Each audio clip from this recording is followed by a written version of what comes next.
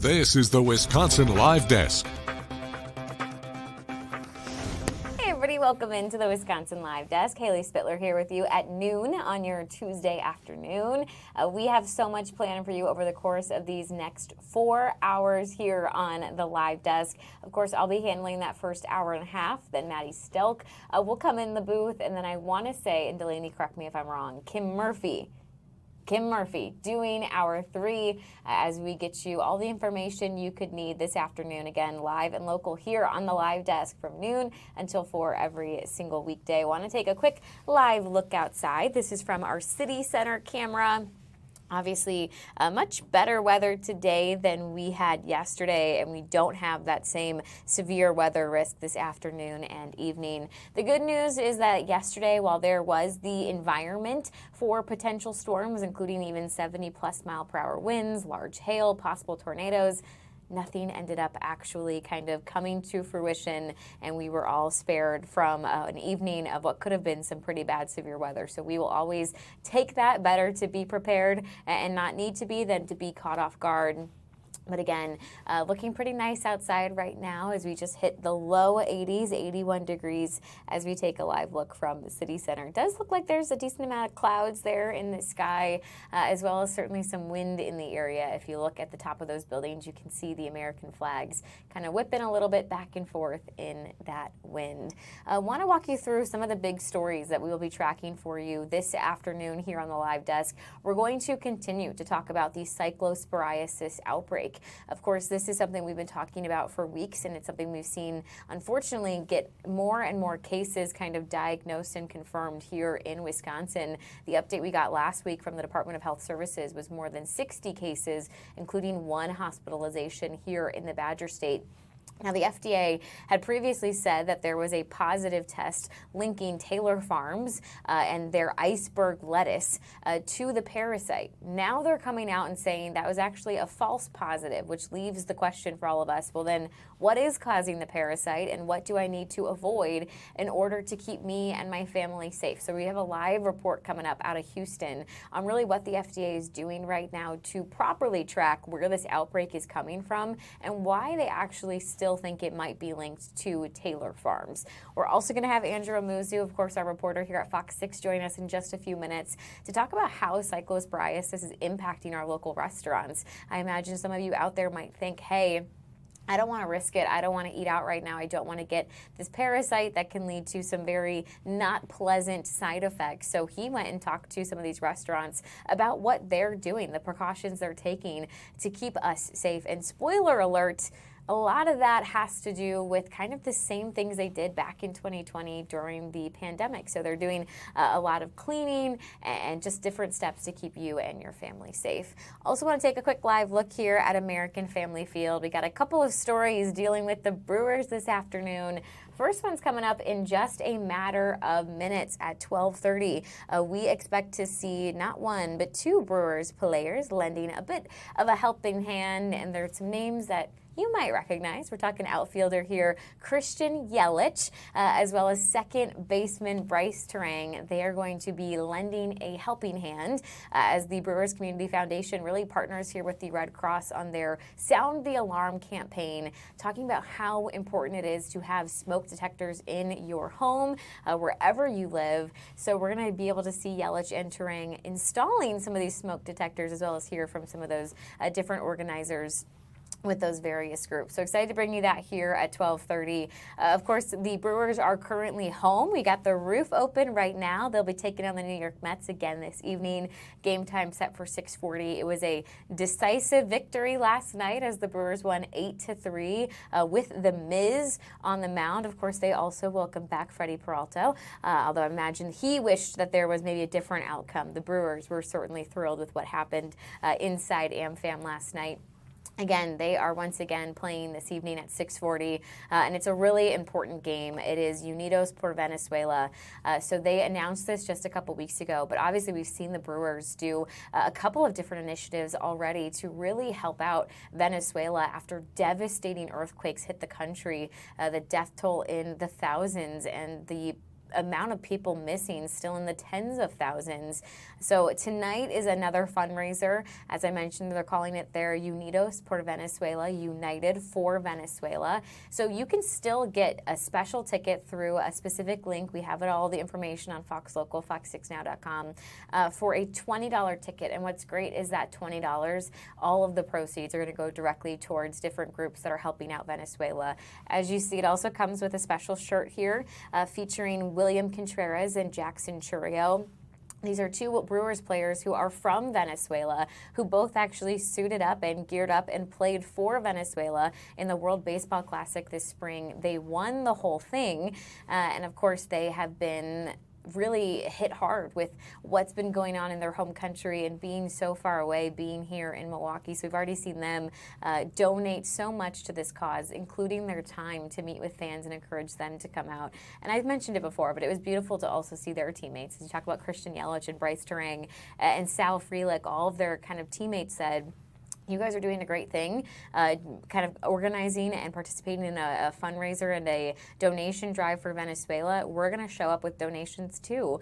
So again, now this is their next initiative tonight. And if you're thinking, I already have unfortunately a ticket for the game tonight and I didn't get it through the special link, but I still really want to help out Venezuela, this is awesome. You can participate in the 50-50 raffle tonight, which again is going to support Forward Latino and all that they are doing to help Venezuela. So definitely going to be an important game to be at tonight at American Family Field, which begs the question, will the roof be open or closed for the game? I would imagine that it will be open.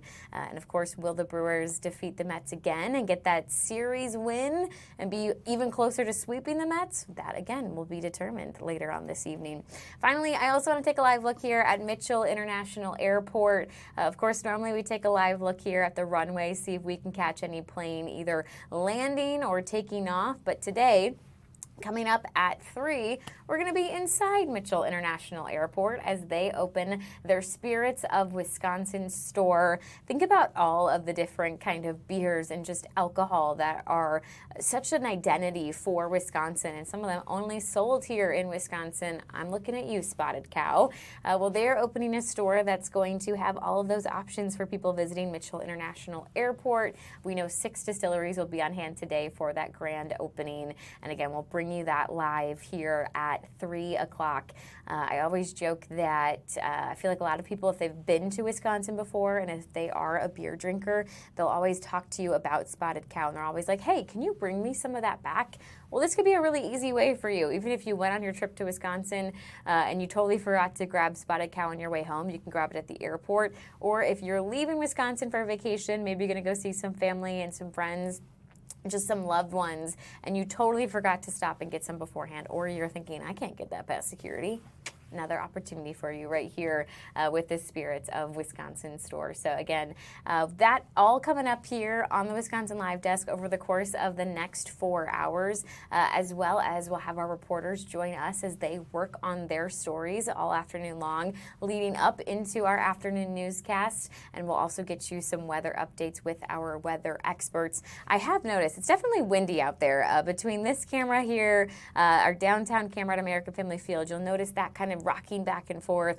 We certainly just saw the camera at Mitchell rocking back and forth as well. So it might be what I like to call a pants and ponytail kind of day, just because it seems to be a bit windy. But we'll check in with our weather experts in just a couple of minutes and get kind of the very latest from them. But as I have a few more minutes before we'll head to a quick break, if you are thinking, I'm trying to figure out my plans for this evening, it's still wide open, it's going to be great to get outside, don't forget, Chill on the Hill happening tonight. The Dallas Cowboys are going to be there, as well as Torquato. We unfortunately have seen a couple of weeks of Chill on the Hill have to get canceled due to really some extreme heat, and I do applaud the organizers here wanting to make sure that everyone in attendance stays safe. and no one got overheated, whether that be the artists or, again, those just coming out to enjoy some live music. So if you missed it, some exciting news that came out yesterday from Chill on the Hill organizers, and that is that they are extending the 21st season to go past now all the way to September 15th. So really making up for some of those canceled evenings by getting to go on just a little bit longer. We know that that extension will now include Chillith Fair, who's coming back. They were scheduled to be July 14th. Again, that got canceled due to dangerous heat. So now they will come and perform on September 8th. The Milwaukee American Legion Band is going to get their opportunity to present their America 250 program. That was originally supposed to happen on June 30th, another week that got canceled due to extreme heat. So now their new date is going to be Tuesday, September 15th. So again, I really applaud the organizers here for making a responsible decision to cancel when the weather wasn't cooperating, but also applaud them clearly working around the clock to figure out a way to still get these bands that had their shows canceled the opportunity to perform at Chill on the Hill at Humboldt Park. I imagine that it is a lot of work to get things rescheduled, but props to them for extending the season by 2 weeks and still getting everybody in. And again, tonight, if you want to go out, you got Stalis Cowboys and Torquato. I was wondering if the Stalis Cowboys also maybe have their Stalis Cowboys cheerleaders. I don't know if you guys like the DCC cheerleaders the way that I do. They have an amazing show on Netflix. I'm going to guess Stalis doesn't, but I love the name. Going to be so fun. Of course, we have all the information that you would need on our website. Again, fox6now.com, as well as inside the Fox Local app. So lots of opportunities for you to get outside and have a great evening here in Milwaukee, and lots of opportunities for you over the next 4 hours to learn more about some of the top headlines and, of course, the weather forecast here on the live desk, as I kind of walked us through just a couple of the live events we're going to get you out to over these next couple hours. We've got even more that I haven't mentioned, so definitely stay with us. For now, I'm going to take a really quick break, and we'll be back with more right after this.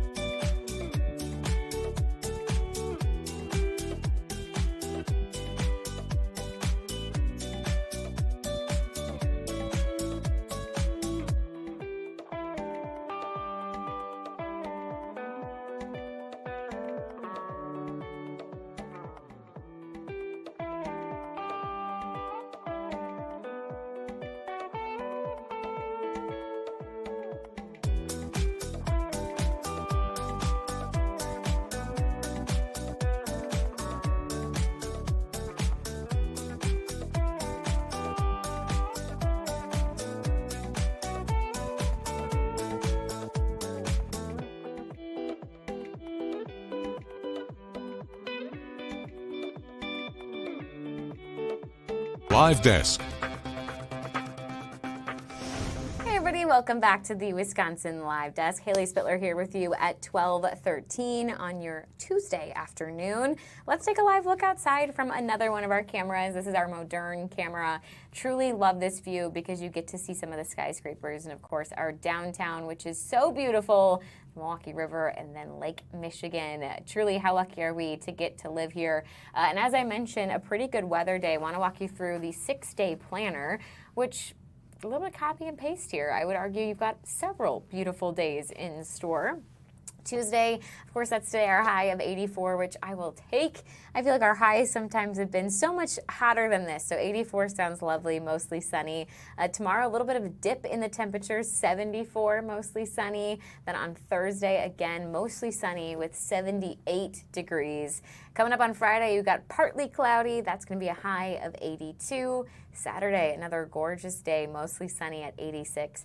Sunday is when things are going to change just ever so slightly. You got that slight chance of showers and storms. It's also going to be a little bit hotter there at 90, the low at 70. So if you're planning some outdoor activities, Friday, Saturday, you are totally in the clear. Sunday, maybe some time periods you're going to want to watch out for. So again, we'll have Lisa Michaels, our weather expert, join us in just a little bit here on the Wisconsin Live Desk.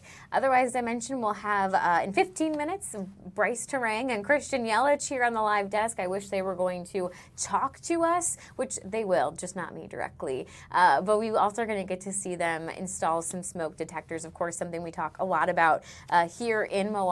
Some of our older buildings don't have smoke detectors in them. Sometimes we hear a lot from our fire chief of just how important it is to make sure you have them in your home, in your apartment, wherever you live. So again, they are lending a helping hand, kind of joining the Red Cross in their initiative to sound the alarm. It's a good reminder not just to make sure that you have a smoke detector in your building, but to make sure it's a working smoke detector. So really excited to see Christian Yelich and Bryce Terang completely off the field and in the community here in Milwaukee, still wanting to raise awareness and support a really good cause in the Red Cross. As we mentioned, the Brewers kind of all over the place supporting a ton of great causes. Yesterday, we got to bring you the Hank Aaron mural that was just dedicated last night. Really remembering Hank as Homerin' Hank. 50 years ago yesterday was when he hit number 755 here at Milwaukee County Stadium at the time. Not AmFam just yet, and that ultimately went on to be his final home run in a very long and successful career. So beautiful to see really the Brewers here continue to honor Hank Aaron now several years after his passing. Even more beautiful for me to see Billy, his widow, his wife, make the trip to Milwaukee and want to be a part of it. And we were talking actually on Real Milwaukee about how cool that is to know that this mural and the whole initiative, they celebrated him all night long at the Mets game. I should say the Brewers game, though, they were playing the Mets, had the stamp of approval. You know, Billy came all the way here to Milwaukee. She participated. She spoke at the ceremony. She was at the game. And it's just that kind of reminder that they are so happy with what Milwaukee is doing to honor their late loved one. Again, Brewers back in action tonight. Let's take another live look here at American Family Field, where the roof is open. Stunning outside right now. Taking on the Mets at 6:40 once again. If it's anything like last night, it's going to be a good game of baseball and maybe another dominant performance here. But win or lose, the Brewers are going to, I would argue, walk away winners just for what they're doing tonight for Venezuela. So just in case any of you joined us in the last couple of minutes here, wanted to remind you here about the Unidos por Venezuela night. Again, it's a special opportunity to get your ticket for just $20. All of those proceeds are going to different causes helping Venezuela after devastating earthquakes hit the country last month. It comes with that special t-shirt.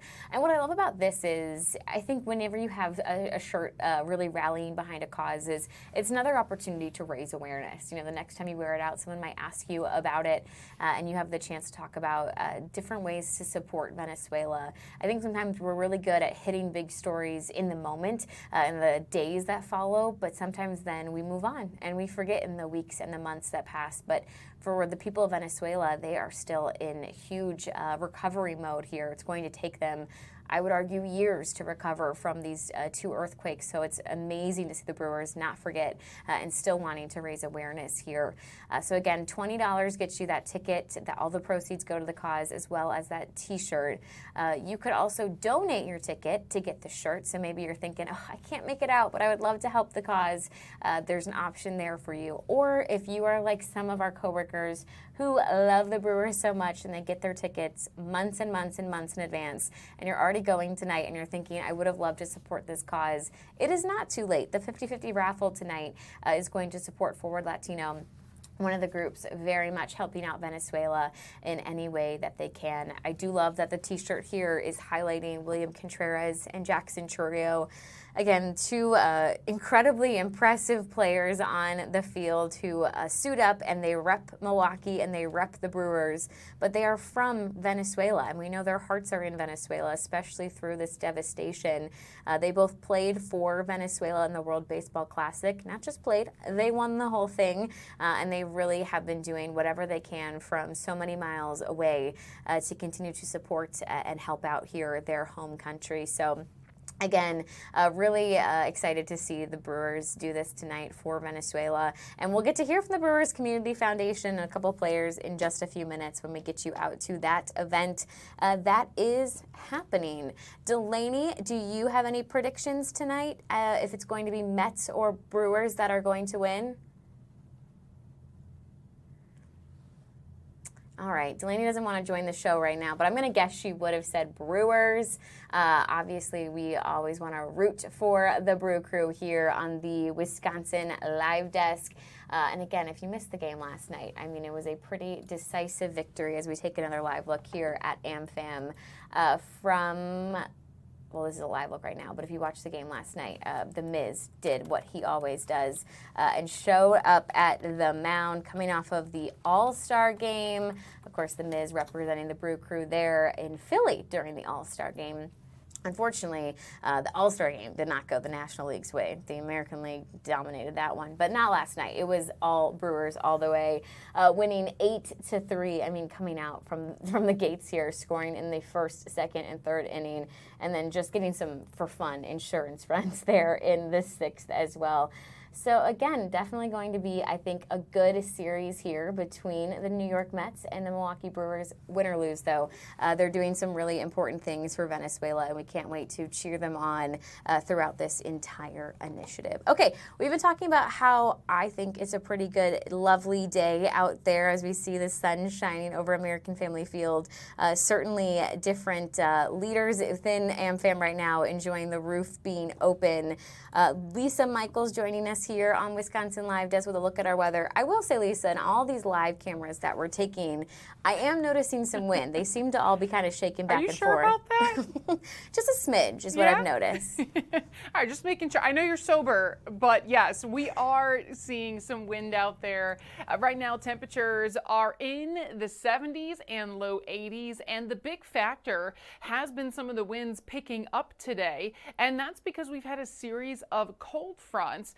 And we have one more on the way as well. So winds have been gusting up to 30 miles an hour, and we've especially been seeing some of those stronger winds in the Milwaukee metro area. So don't be shocked if you have some of the stronger winds blowing your hair around if you're heading out there today. It's a two-hand on the steering wheel kind of day today, and they'll eventually get a little weaker tonight when our sun goes down.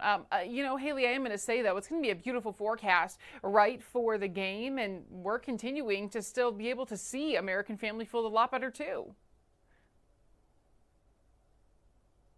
Lisa, if you asked me a question, I fear I was chatting with Delaney behind the scenes. Delaney told me we were going to chat, okay? What is this? What did I miss, Lisa?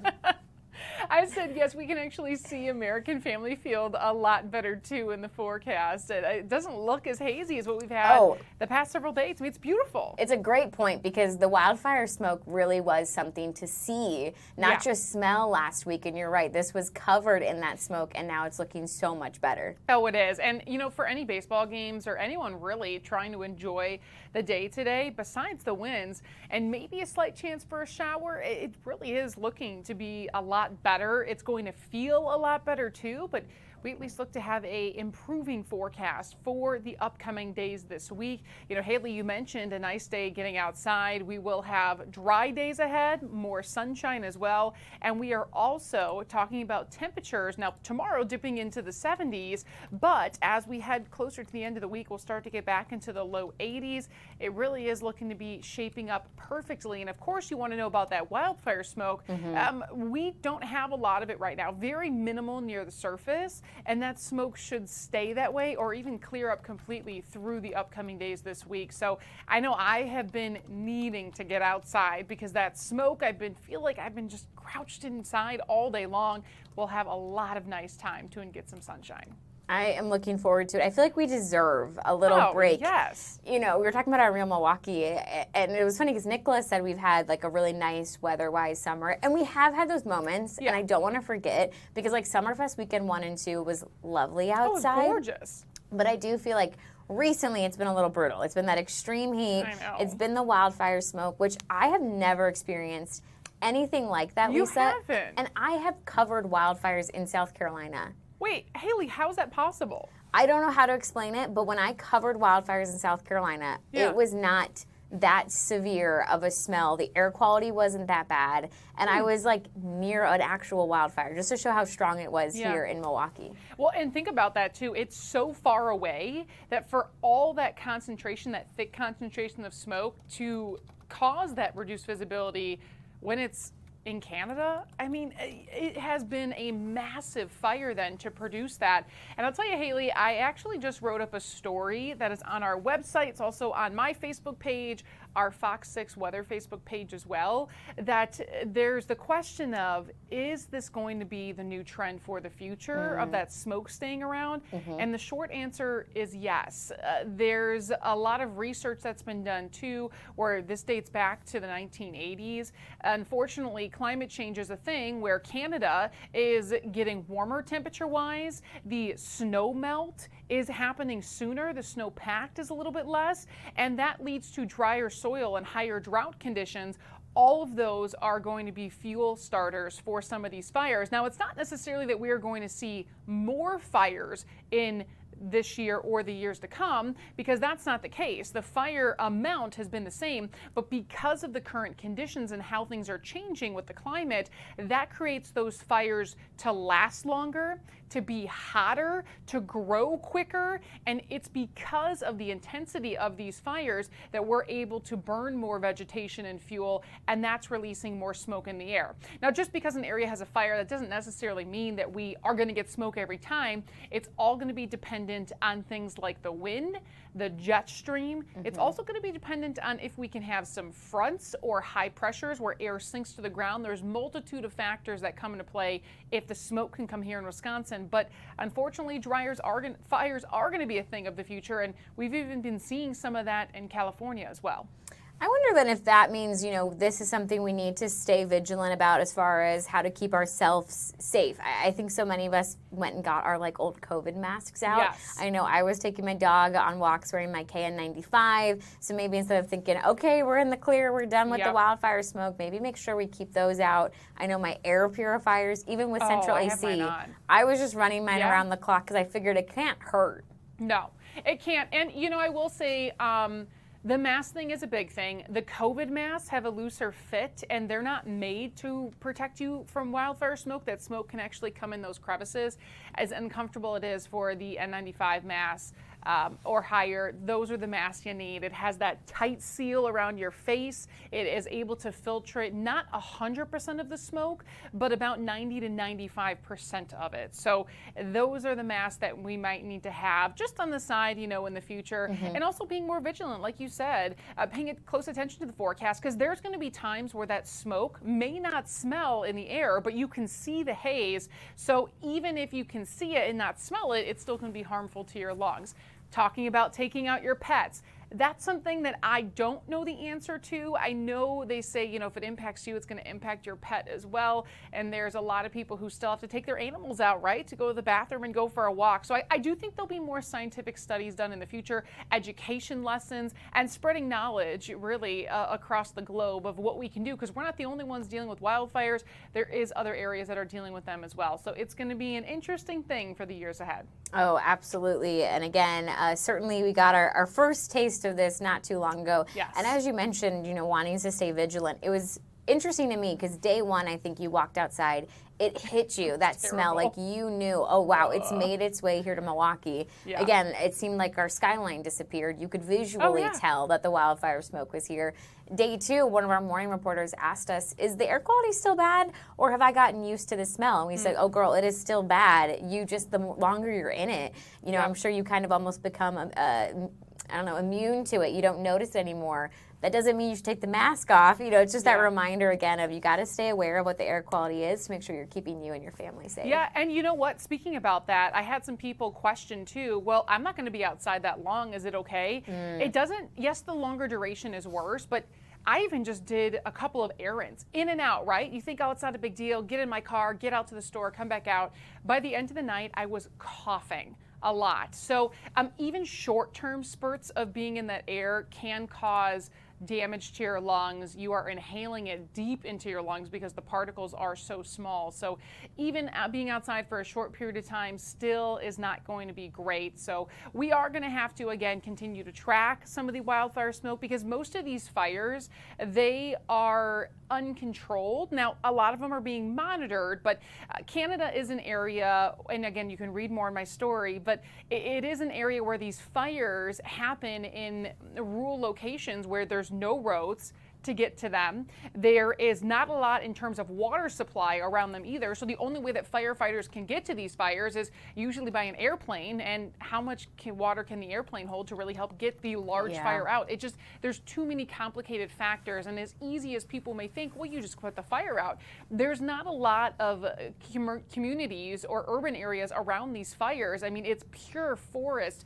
And that makes it that much more challenging for these firefighters. So Canada, I've actually been doing a lot of research too on their government website of the precautionary measures they're taking now, what they're trying for their goals and what they're currently doing to help things in the future for these wildfires as they will progressively become worse. So there's a lot of information that we can find and hopefully we'll be able to help them out just like they've helped us out as well.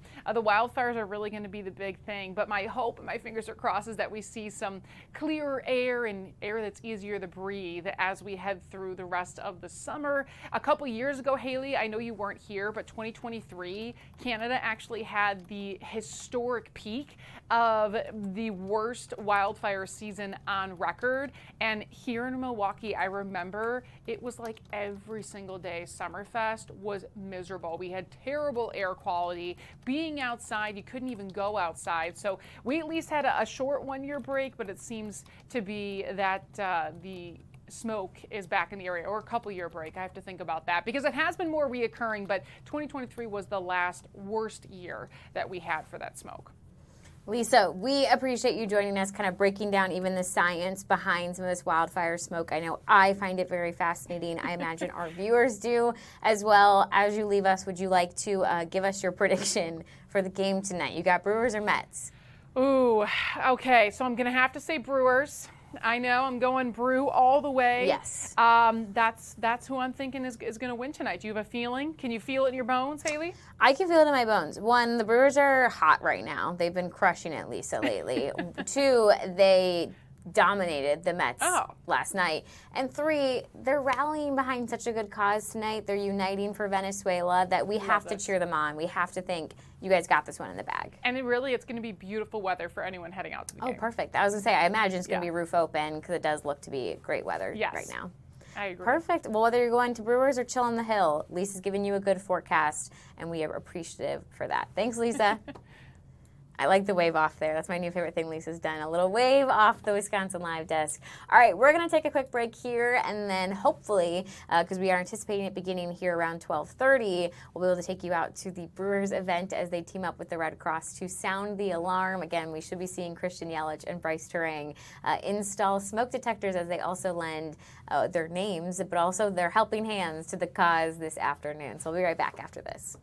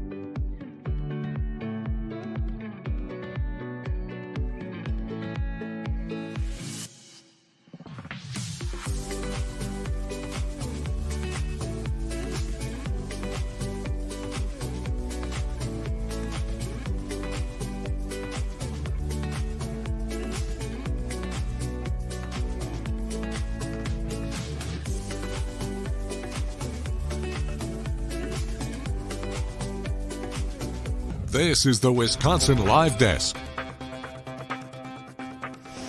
Hey everybody, welcome back to the Wisconsin Live Desk. Haley Spittler here with you on your Tuesday afternoon. We've been talking all about the Brewers as we wait for them to sound the alarm, and we'll take you out live to that event once it starts. But if we're talking about the game last night, I know we've been talking a lot about the Miz, who had another stellar performance on the mound, but we can't forget about our rookie in Cooper Pratt. Of course, we followed it pretty closely when he was called up a couple of months ago, maybe last month at this point. Yesterday, huge game for him. Look at him holding his very first Major League Baseball home run. It's always really cool to see the effort that different people put in to going and retrieving the baseball. Usually it involves making a little bit of a deal with the fan that caught it and to make sure that it gets back into the hands of these players, because it really does mean so much to them. Think about all the years that they put in to making it where they're at and then accomplishing that big first Major League Baseball home run. And now it's going to forever be a keepsake here for Cooper Pratt. Not just a home run, though. He had a 3-hit game, including a stolen base, and he scored 2 runs. So he was a huge player in that 8-run victory against the New York Mets. So again, certainly an exciting day for the Brewers. Still waiting on the event to kick off here with the Brewers. So instead, we are going to head out here and listen in. We were just hearing from House Speaker Mike Johnson welcoming the UK House of Commons Speaker. So now we're going to hear from him. We'll listen in for just a few minutes. We'll get you out to that Brewers event as soon as it begins. Condolences, a man who has been inspiring us all on Ukraine. So we can only say how sorry we were with the death, and of course the death of the soldiers just recently as well. And as we all look to the tragic day that hit America, 25 years since the Twin Towers as well. So look, there's a lot that unites us. It is about uniting us together. We have had 250 years of working closely together. Sometimes not as quite as good as it could have been, especially in the early days, looking back at history. But it is about that 250th anniversary. It is about what happened. It is that moment in time that we had that special relationship. As we've come to the 250th year, we now go to the next 250 years. And what I would like to see is not just about a special relationship, about a very special relationship taking us forward. But of course, it's what binds us together. It is our unity. It is our strength in belief in democracy. In a world that we see democracy shrinking at the moment, we are united to defend democracy. We are quite rightly on the same page. And of course, we are family, and that's what families are about. And we must stand together, show the strength of unity between the two great nations. Because in the end, we've got to lead and show the light to others. In a very dark world, in dangerous places, that peace is what we must strive for, but democracy must be our goal and our objective. So together we will deliver that. So once again, Speaker Johnson, can I say thank you to you, thank you to Kelly, and thank you to all your staff and the warm welcome we've had so far. And just let us remind us, peace in Europe will come by standing together. Thank you. Thank you, Speaker Johnson. Thank you so much. Thank Thanks you. for being here. Thank you all. Again, just a brief little moment here as, again, House Speaker Mike Johnson there welcoming the UK House of Commons Speaker. Something we've really seen highlighted these last couple months is that relationship between USA and the UK, ironically here at America's 250th birthday. But if you remember, we saw King Charles and Queen Camilla also come here to the States. Now we're continuing to see some of these instrumental visits between the two nations. So going to keep our eyes on a couple more feeds. It sounds like we might not be getting the Brewers event with the Red Cross, so we're going to keep working that out behind the scenes because I really wanted to bring us that live here this afternoon. So we're going to take a quick break behind the scenes. We'll see what we can figure out, and we'll be back with more right after this.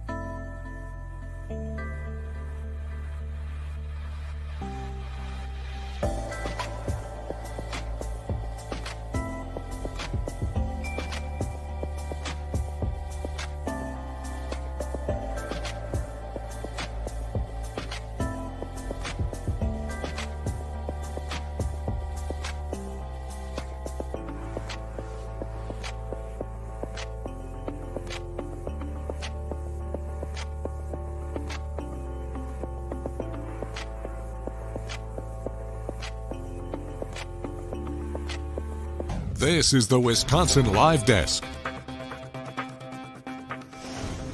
Welcome back to the Wisconsin Live Desk. Haley Spittler here with you at 12:44. We're going to work to get you another check of your forecast. Then coming up at 1, we are going to hear from two of our reporters, Andra Muzu and Ben Hansen, on the stories that they are working on, both this morning for Andrew and this afternoon when it comes to Ben. In the meantime, I want to get us out to New York. We've been talking a lot about cyclosporiasis, and we will also hear more about that coming up here on the Live Desk. New York is dealing also with an outbreak of Legionnaire's disease, which is a severe lung infection that people can get sick by breathing in tiny water drops or mist that carry the bacteria from places like cooling towers or hot tubs or just large plumbing systems.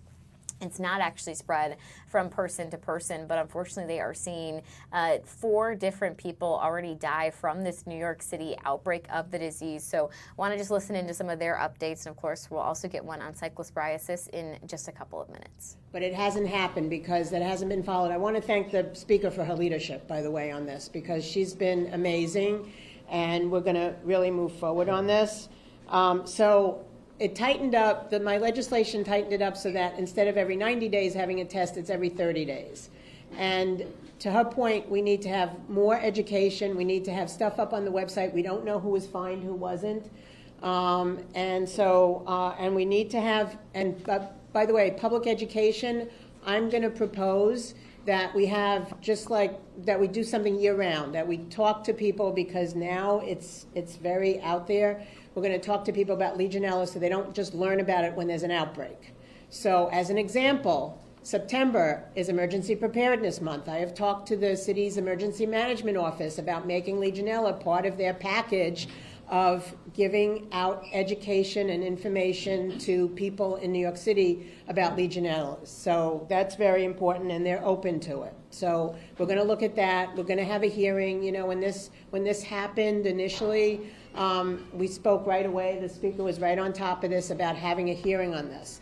We have to make sure that the fines are being assessed. And by the way, in the budget, the Department of Health is supposed to have twice the number of inspectors they had last year, but they haven't hired a lot of them. We don't know if that's the administration. We don't know what's happening. We have to make sure that they have the resources they need. That's number one. Number two, my understanding is there's only a couple of different companies that do the remediation and clean the towers. We have to find out that. We have to find out the minuscule information about what goes into testing, what goes into remediation, what goes into cleaning, so that we can be ahead of this. So this is really important. You know, Harlem last year, there were 100 people that were made ill, and 7 died. We're close to that now. We're 76 and 4. So, and I think those numbers are going to creep up. Not a lot, but they will creep up. So we must do better. We must do better, and we will do better. And I want to thank the speaker, and I want to thank my colleagues. And the chair of Community Board 8 was talking to me outside, and she mentioned that buildings should actually notify their tenants about their cooling, whether they have a cooling tower or not, and when it's clean. So we'll take a look at that too when we have our hearing. Thank you very much. Thank you, Councilmember Schulman. And that's exactly right. We have a situation where some of the buildings were not communicating with the tenants. We would hear from the tenants who are concerned. They didn't know what precautions they should take. And so that's another part of this lack of communication that has to be addressed. And just to the point about the staffing shortages, again, there were 23 open water ecology positions at DOHMH that were never filled. And I mean, that's not acceptable. We know that Legionnaires is a real risk in the hot summer months. Those positions should have been filled, so we're going to get to the bottom of that.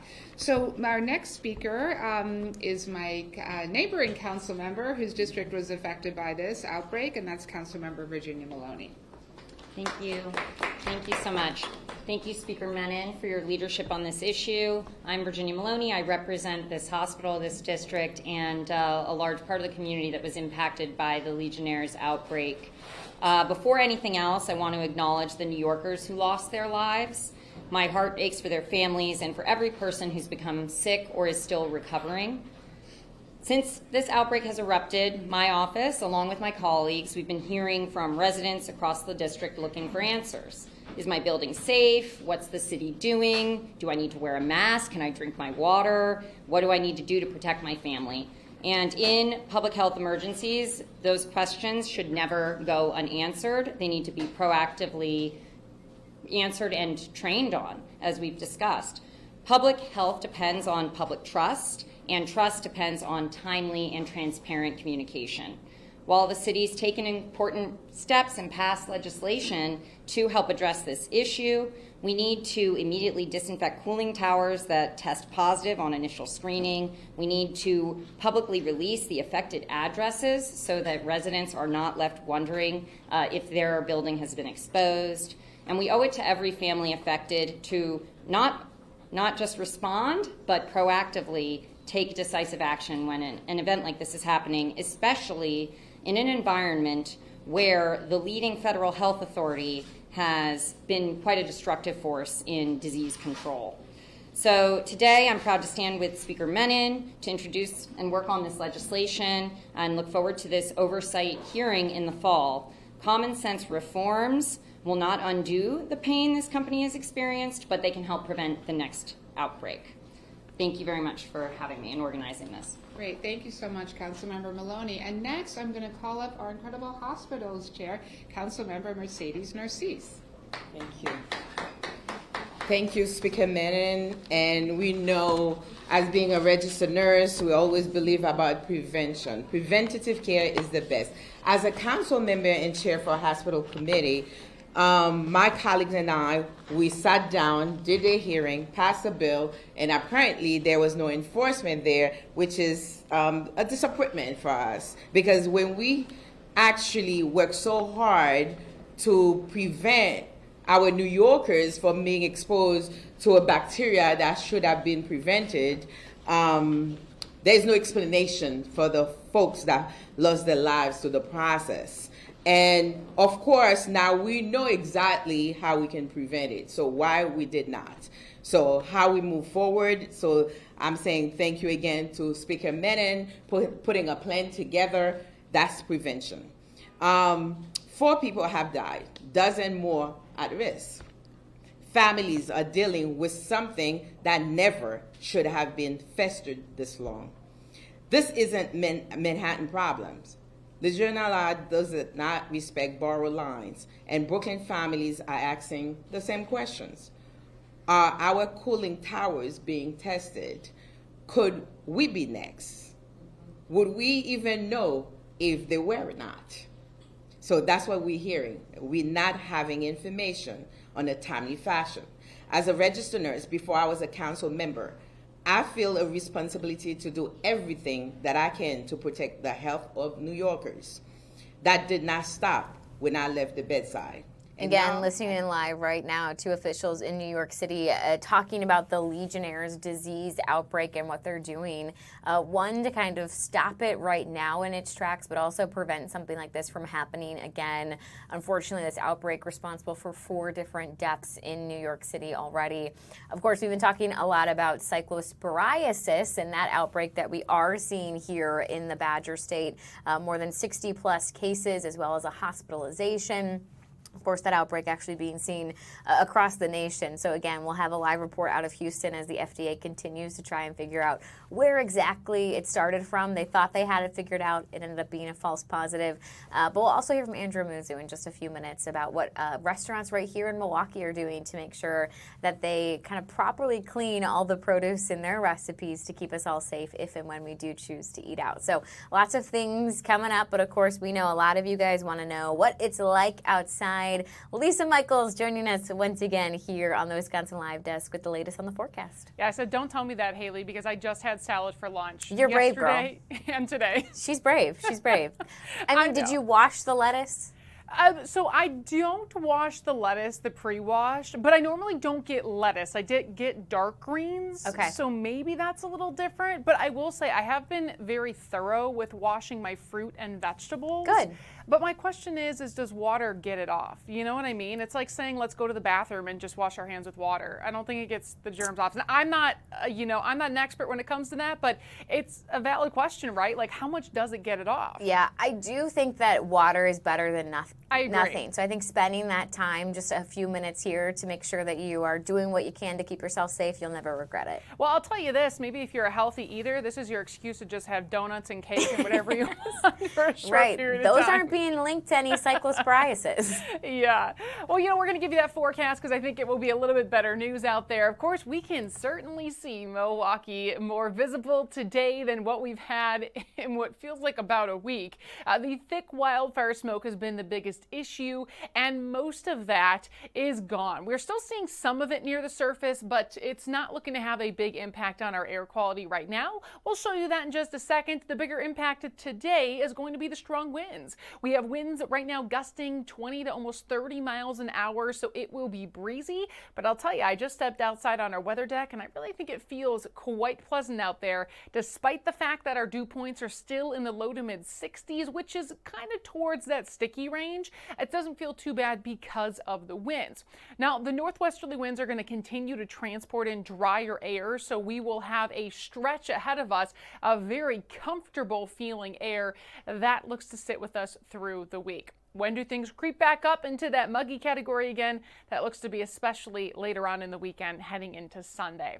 So in terms of that smoke, we still have a light blue color across southeast Wisconsin. That's going to indicate a light amount of surface wildfire smoke, but it's light enough that our air quality is not very problematic. In fact, northern portions of the state don't have any issues with the air quality there, but here, while we are south of this cold front, we're still going to have moderate air quality. It really is going to impact those who are extremely sensitive to smoke. So for the majority of us heading out the door, you shouldn't have any issues, especially with the air. Because we have had a very dry July, right now we are the second driest on record. We've not even had 0.2 of an inch, and that's a concern because it is still going to impact our drought conditions.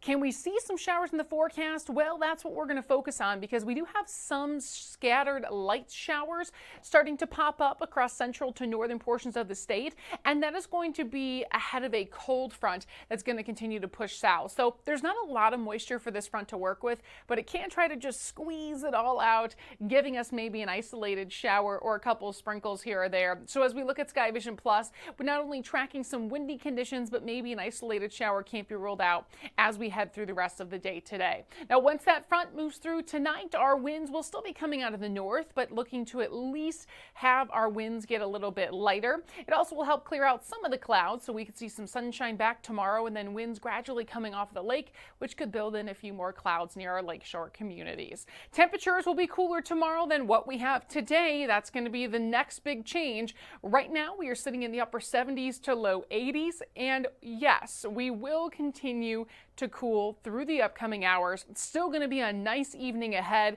with some temperatures dropping into the 70s between 6 to 8 o'clock, 60s heading into midnight, and then by tomorrow morning, expect the 50s for some lows. Coolest day of the week will be on Wednesday. Highs looking to push into the mid 70s, but then we gradually warm back into the low to mid 80s by the end of the week, heading into the weekend. Again, a couple cool, comfortable, and calm days ahead. As we move through the rest of the week, our extended smoke forecast doesn't look to be very impactful, so thankfully we can have some nice, cleaner air to breathe if you want to head outside and enjoy. The one thing we're watching, though, is Saturday night into Sunday. That's really our next best chance that we could have some showers and storms in the forecast. So other than that, Haley, I say we're good to go to be able to head to the beach for some of the upcoming days, spend some time outside, do some barbecues, grilling, making s'mores, whatever you can to enjoy the nice conditions. Well, now I want a s'more. That's one of my absolute favorite treats. I love it. I love it. I've done them in the microwave. I do have a machine for that. So, you know, in the wintertime, I can still make s'mores. Oh, nice. I've seen people do it over a stove before. I've never personally done it, but I'm wondering if they would still taste good. Like the open flame stove? I've seen both. Oh. I've seen on an electric stove and I've seen on a gas stove. So I don't know, but of course the best is right when you have an actual fire and you get that little char on it. Yes, so good. I like a burnt marshmallow. Okay, so I was going to ask you, are you like one of the people who just lights it up and lets it burn?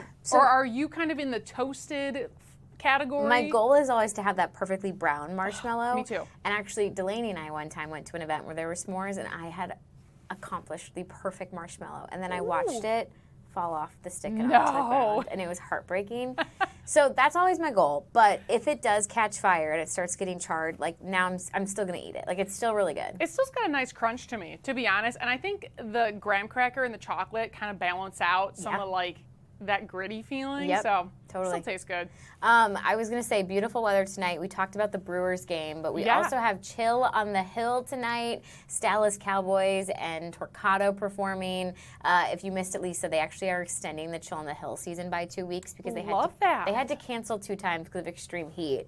So we're excited that it's on for tonight. Have you, because I have not, I'm still in my summer of firsts here in Milwaukee. Have you ever gone to Chill on the Hill? I have not. It is on my list, as well as Jazz in the Park. So I have 2 things that I still need to do, but we should all go one of these days to see what it's like. Absolutely. I think we should totally do that, and I'm grateful that we now have 2 more weeks to try and make it possible this season. Agreed. Yeah, And we definitely need that. I mean, the heat, let's be honest, you can still do some stuff in the heat, but it is good that they're at least adding that on, because when we get that very hot and humid conditions combined together, it can be dangerous. Even if you're not moving much, just being outside in it, even if you're chilling on the hill, I guess maybe you're sweating on the hill, whatever they want to call it, it still is going to be something that can be dangerous and impactful to your body. Plus, when it's really hot, then you start to have the grass stick to you and the bugs stick to you, and we just don't want that. So hopefully extending it a couple weeks will bring us some nicer conditions as we get closer to fall. As you talk about the extreme heat, you gave us a nice little science lesson last time about wildfire smoke. Yeah. Do you want to give the science lesson you gave me really about why like sweat can be bad in the extreme heat, humid scenarios? That's a great question. Well, think about it this way. If you are in Arizona, it's dry heat, right? So you get really hot, but you don't have all of that sweat sticking to you, versus if you were in Florida or even here, we had the high temperatures and the high dew point. So a lot of moisture in the air. And because of that, you start to sweat, right? Your body's natural cooling mechanism to cool down is to sweat. But when the air has a lot of moisture, that means the sweat off of your skin can't evaporate into the air, so your body can't cool down. So when we have the high temperatures and we bring in the high moisture, that sweat on your skin just sits there, and that can actually trap the heat on your body and in your body, and that causes you to overheat. So what we really need is, if we have a warmer day and don't have as much moisture, it doesn't feel as bad because that sweat can evaporate into the air. So that's one of the reasons why when we have this extreme heat we've been talking about, we recommend staying inside, is because your body's going to try to sweat, but that sweat cannot evaporate into the air because of all the moisture in the air, so you then overheat yourself. Yeah, again, it's why our weather experts are always tracking this kind of stuff for us, and you guys give us the advice that we Do can I get then a gold follow. star? You get 4 gold stars for today. Yes, you have been teaching us so much, as well as giving us the forecast, so we're appreciative, Lisa. Perfect. Thanks, Haley. Again, Lisa Michaels there joining us here on the Wisconsin Live Desk with the latest as it comes to our weather forecast, as well as a few science lessons. So if you're a weather nerd like us, I hope you've been appreciating those this afternoon. We're going to take another quick break here on the Live Desk. We'll be back with more news right after this.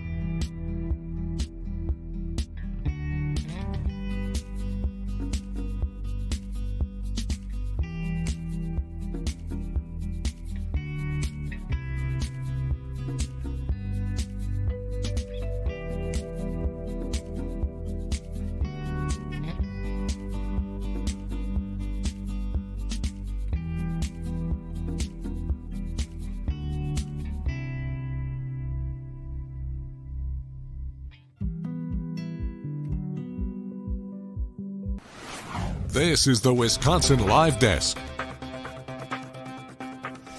Hey everybody, welcome back to the Wisconsin Live Desk. Haley Spittler here with you at 104, and want to get you out to a little bit of breaking news that's happening right now. So we have learned here from the Fond du Lac County Sheriff's Office that they are continuing an investigation today. They mentioned that they remain steadfast in their commitment to investigate unsolved crimes and cold cases, including an investigation into the disappearance of Robert Fritz back on May 14th in 1983. So we learned last Thursday, that would be July 16th, Sheriff's Office detectives executed a search warrant related to this case at the Village of Campbellsport home where Bobby Joe, or Robert, used to live at the time that he went missing. They say during the search, potential evidence related to the case was located. So as a result of that, a larger scale excavation is currently taking place inside the basement of the home. We're told detectives are currently working in coordination with agents from the Wisconsin Department of Justice Division of Criminal Investigation and the Crime Lab to identify, collect, and process any additional evidence that may be located. Certainly we see right now potentially some of these detectives who are well suited up, wearing all sorts of protective gear here, and I would imagine going through and deciphering what they're finding as they continue to collect evidence here. Looks like potentially they're kind of going through dirt to see what they can find through it that might lead to any answers. You look here, they're kind of almost breaking up bigger pieces of dirt and seeing if there's anything hidden inside as we take this live look right now. The Fond du Lac County Sheriff's Office says they are dedicated to uncovering the facts surrounding Bobby Joe's disappearance and, of course, bringing closure to that family. They do say this remains an active and an ongoing investigation, so they cannot give us any more information at this time, but they will do that when it is at a time that wouldn't compromise the case by any means. So again, taking this live look right now in Campbellsport where you can see these investigators outside right now. Again, the email we got said that they were currently in the basement of a home doing a larger scale excavation, so potentially bringing some of the stuff that they're collecting outside to go through it and kind of see if there's anything hidden even inside what looks like kind of different piles of dirt that they can see if there's any evidence. I wonder here if this man thinks he found something, and that's why he's kind of now showing it to some of the fellow investigators here. So again, watching this live unfold, and you think back to 1983, which is when the disappearance was first reported here of Robert Bobby Joe Fritz. And it does go to show to the point here of the Fond du Lac County Sheriff's Office that they are committed even sometimes for the long term in these investigations. You hope for the family's sake that they get answers a lot sooner, but even here in July of 2026, still working on the case to get answers. So again, if you're just tuning in and you're wondering what we're looking at, and I know the signal isn't the absolute best, so it can be at moments maybe a little bit blurry here, but it does eventually, as you can see here, kind of clear out for us. Right now, they say that they are continuing to investigate into the disappearance of Robert Bobby Joe Fritz, who disappeared on May 14th in 1983. Last Thursday, the Sheriff's Office detectives executed a search warrant related to this case at the Village of Campbellsport home where Bobby Joe lived at the time he went missing. They say during that search, potential evidence related to the case was found. So as a result of that, they are now doing a larger scale excavation currently inside the basement of that home. So that's what we're seeing, a live look right now as these investigators seem to kind of be going through piles of dirt to see if they locate anything outside here underneath this tent. We can see 4 of the individuals also wearing all sorts of protective gear as to not tamper with anything that could potentially be evidence in this disappearance case. So again, as you can see, we have our photojournalist on scene as they continue to kind of cipher and go through this dirt here, and we will continue to check in throughout the next couple of hours here on the Wisconsin Live Desk and pass along any updates that we get. It doesn't sound like we'll get many, just because they did say that they don't want to compromise the case integrity. So for now, they say can only be released at a later point. But again, looks like they're bringing some more items and some more individuals here, some sort of a tarp that they're carrying over. Again, right now that excavation happening in a basement of a home where Bobby Joe Fritz lived back in 1983. And now they're continuing to take some of this outside and go through it piece by piece to make sure they don't miss anything. In a case like this, you never know what could be really helpful into solving it and getting answers for the family here. So you can tell just the amount of attention to detail here in this investigation. Again, we'll continue to check in on this throughout the next couple of hours here on the Wisconsin Live Desk. In the meantime, let's get you out to D.C., currently hearing from Senate Republicans providing some remarks to media after this. Usually the Senate Democrats will step up to the lectern, and we'll try and catch both of these for you this afternoon on the Wisconsin Live Desk. Willingness to sit down and actually make a deal. I think the president's actions are designed to force them back to the table, and I hope that that's effective and successful. We all do. And in the meantime, I think most of us at least believe that we ought to support our men and women in uniform and hope and pray that they're successful. But Leader Thune, do you believe that the administration needs to be more transparent about their plan forward before Congress authorizes additional funding in the hundreds of billions of dollars potentially in a war supplemental? Well, I think that the supplemental obviously isn't just about Iran. The supplemental is about replacing munitions, and there was a need for that well before. Well, a lot of it well before Iran. But let's assume your premise. I think that that is the area in which we have some control over issues like this, and the power of the purse, the ability of the Congress to weigh in on matters like this. But the request that they've submitted, I think, is something that most of our colleagues are going to be willing to support. There are some concerns about whether or not it'll be offset, whether or not it'll be paid for. There are concerns, some of our colleagues are going to be about, is it enough? And the level that's been requested by the administration. So we will have those discussions if and when we can get a bill like that on the floor. Right now, I don't know when that happens, but I know there's a sincere interest on our side in trying to accommodate the need that our military has to be prepared to face any kind of threat that we face around the world. Leader, can I ask, well, you have Chairman Cotton here for an update on Jay Clayton's nomination, whether you guys anticipate getting him through before the August recess, and FISA as well, the reauthorization, what the status of all that is. The committee just voted to move Mr. Clayton's nomination to the Senate, to the full Senate. What was the vote on that? Was that a party line vote? 9-8. Leader Thune, Senator Fetterman has indicated that if Democrats officially become anti-Israel, he would leave the party.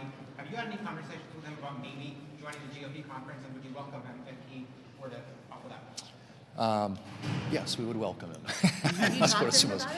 I haven't talked to him recently. I have had conversations with him in the past, as have many of my colleagues, about the challenges he faces in his caucus. And, there are many of us who I think would welcome the opportunity to have him join the Republican conference. But, ultimately that's a decision that's up to him. And if Senator Barrasso pointed out in his remarks, I mean, this is a party that's moving further and further, more radically, and to the more extreme left on a lot of issues. And I think people like John Fetterman, who have views that probably reflect a more moderate, or at least historically moderate, Democrat position, are really kind of people without a home. So if he ever comes to the conclusion that he's ready to move, we would certainly welcome it. Thank you. Thank you. Again, listening in there live in D.C. as the Senate Republicans were speaking on the government funding bill, as well as touching on a myriad of questions that the media nearby asked him.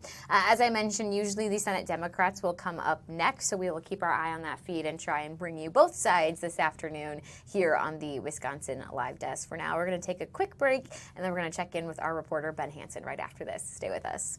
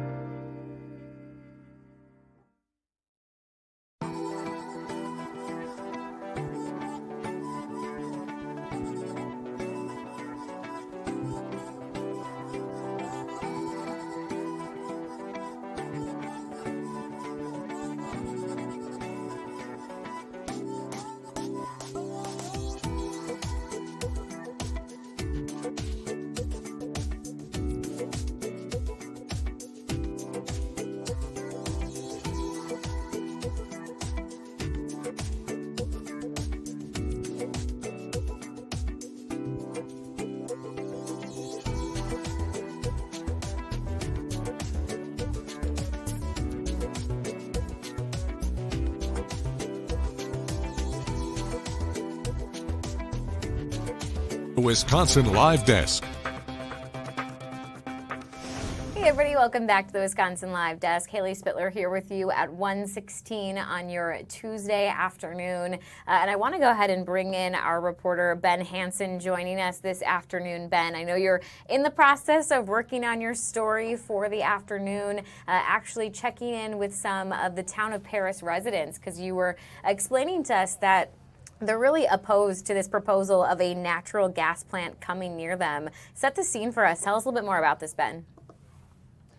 Yeah, for sure. So let me start you from the beginning, really. So back in April, a lot of these residents within a mile of the proposed natural gas plant that was going to be built, that is proposed to be built here in the town of Paris, received a letter that this entire thing was proposed, that this thing might happen. So now there are two sites. The main site that the power plant may be on, the proposed site is near I-94 in Kenosha County. It's actually just north of the Mars Cheese Castle there on I-94. And this right behind me is the alternative site for the the natural gas plant to be built on. And if it is built, this would be the second largest natural gas plant in Wisconsin, producing about 1.2 gigawatts. So that's a lot of energy. That can power almost 1 million homes. So it's going to be a big natural gas plant if it does go through. A lot of the residents here in the town of Paris, I got to know them and I reached out to them on July 9th in a little discussion session that they had, information session that they had in the town of Paris town hall. And I realized that a lot of these people are very opposed to this power plant being built. And I was just talking earlier today, Mary Morelli, I'm here on her farm that she's been here since 1954. Mary, thank you so much for being on with us today. Describe to me a little bit what you felt when you received that letter in April. Well, it was like a shock, and I couldn't believe that they even thought about putting another power plant in this small community when there's already two here, and the effect it's going to have on not only the air, the water, and the aesthetics of the whole community. It's taking the ruralness out of it. And you were telling me earlier that you've talked to a lot of your neighbors about this. You've talked to your community about this. What are those sort of feelings that you've been hearing? The same thing. They are very opposed to it. They're concerned about their safety, their health, property values, and it's just a mess, the whole thing. The water usage, fear of their wells going dry, even though they say that there's not a chance of that happening.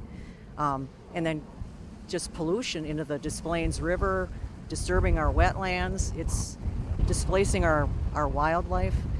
It's not going to be a pleasant situation. And I mean, with this alternative proposed site, you can see it right there in the cornfields. How do you feel personally about this going up right in your backyard? Well, it bothers us a lot because my grandfather worked this land when he first purchased the farm back in 1928. He worked it with horses, and he wanted to pass it down to us, and that we would try to hang on to it as long as we could and pass it down to our heirs as well. And you were talking about a lot of ways this could harm the community.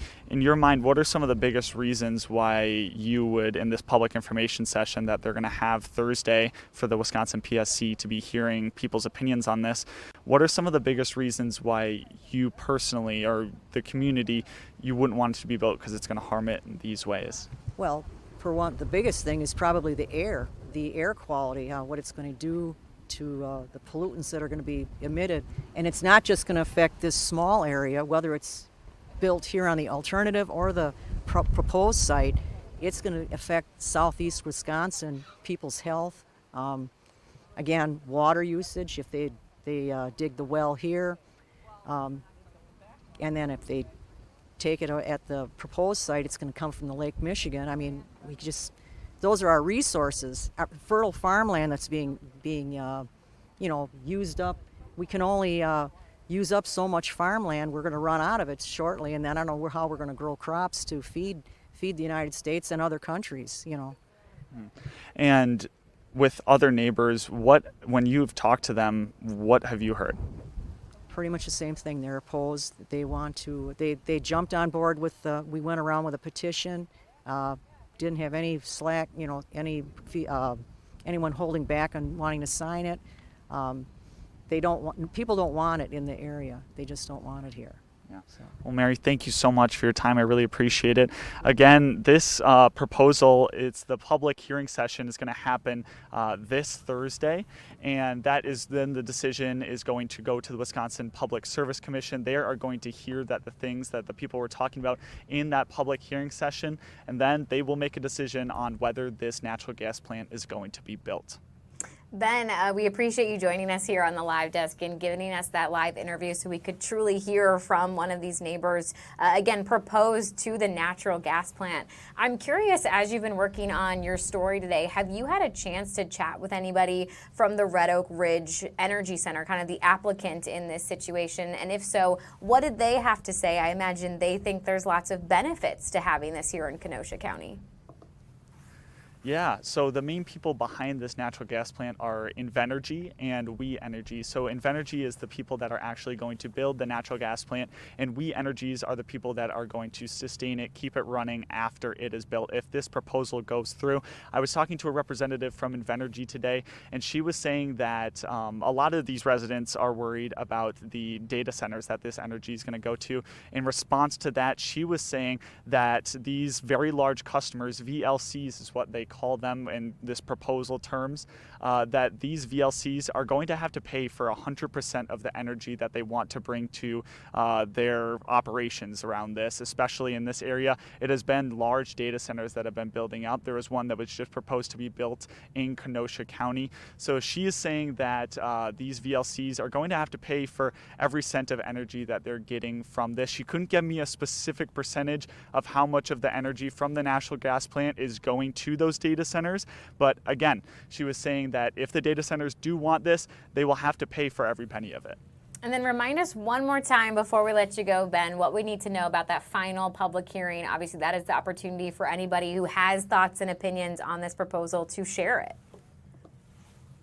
Yeah, so this Thursday, the Paris Town Hall, it's going to be at 2 p.m. and 6 p.m. The public hearing for the Wisconsin PSC, they want to hear what these residents have to say about this natural gas plant going up. And again, that's at 2 and 6. Residents can also join through Zoom or write a letter if they can't attend either. All right, that is Ben Hansen, our kind of Kenosha County, Racine County reporter, joining us here on the live desk. We'll keep our eyes out this afternoon for your full story airing in our newscast. Thanks, Ben. And again, if you want the information for that final public hearing, if you missed it, you can head to fox6now.com as well as Fox Local. We got all the information for you right there. We are going to take a quick break here on the live desk, and we're going to get you back out to that breaking news that we're following in Campbell Sports. So stick with us. We'll be right back after this.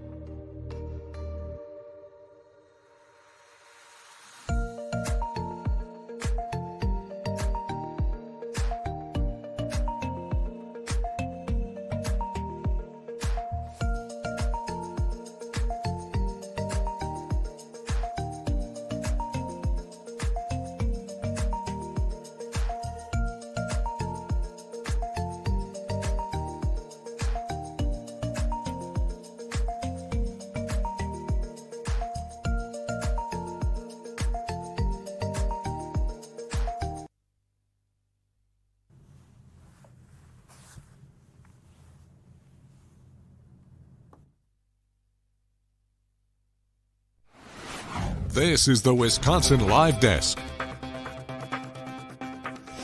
Hey everybody, welcome back to the Wisconsin Live Desk. Haley Spittler here with you at 1:26 on your Tuesday afternoon. As we mentioned just a little bit ago, and we took that live look outside in Campbellsport, the Fond du Lac County Sheriff's Office announcing that they are continuing to investigate, going back to 1983, the disappearance of a young boy, seemingly having found some new evidence and information just last week. That is where our breaking news crew is on their way to right now, Campbellsport. So we want to check in with Durante Matthews as he and Jake make their way there. Durante, kind of set the scene of what we know so far with this breaking news.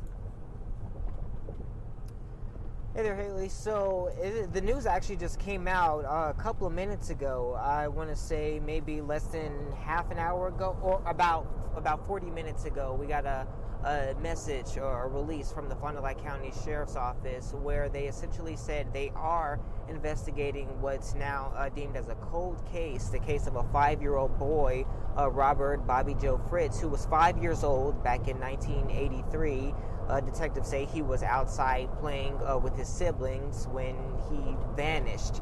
And they've been investigating this over the course of I want to say it's about 43 years now, just trying to find anything related to his disappearance. And last Thursday on July 16th, the detectives found potential evidence related to this case. They were able to get a search warrant for the home that Robert lived in back in 1983, and we don't know what it is that they found, but it was evidence that they deemed sufficient enough to where today they are now excavating the home's basement. So from my understanding, that's still going on right now, and we're about 13 minutes from this particular location where we're going to go and see, what is happening. It's really interesting when you think about 43 years later that this is something that they're doing just now. I'm really curious to know what evidence was found, potential evidence was found that actually led to them going to the home's basement and essentially digging it up. So that's kind of where we are right now and where we're heading to. And Durante, you mentioned there you're about 13 minutes away, so of course we know you're going to go try and get any answers that you can, and we'll appreciate you joining us back here on the Wisconsin Live Desk, just even if it's providing us the same information where we can at least see a little bit more into this investigation. We'll definitely appreciate it here. But Durante, thanks so much for hopping on, letting us know you're on your way, and we'll follow up with you shortly.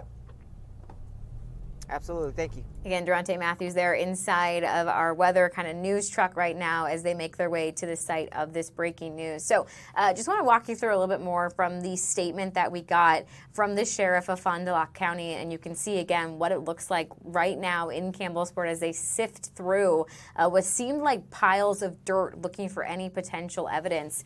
So sheriff says here, as a result of those findings, a larger scale excavation is currently taking place inside the basement of the home. Detectives are currently working in coordination with agents from the Wisconsin Department of Justice Division of Criminal Investigation and the Crime Lab to identify, collect, and process any additional evidence that may be located.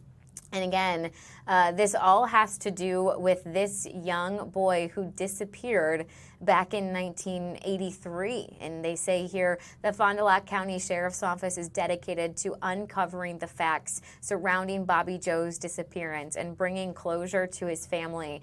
As this remains an active and ongoing investigation, additional information will only be released at a time when it will not compromise case integrity.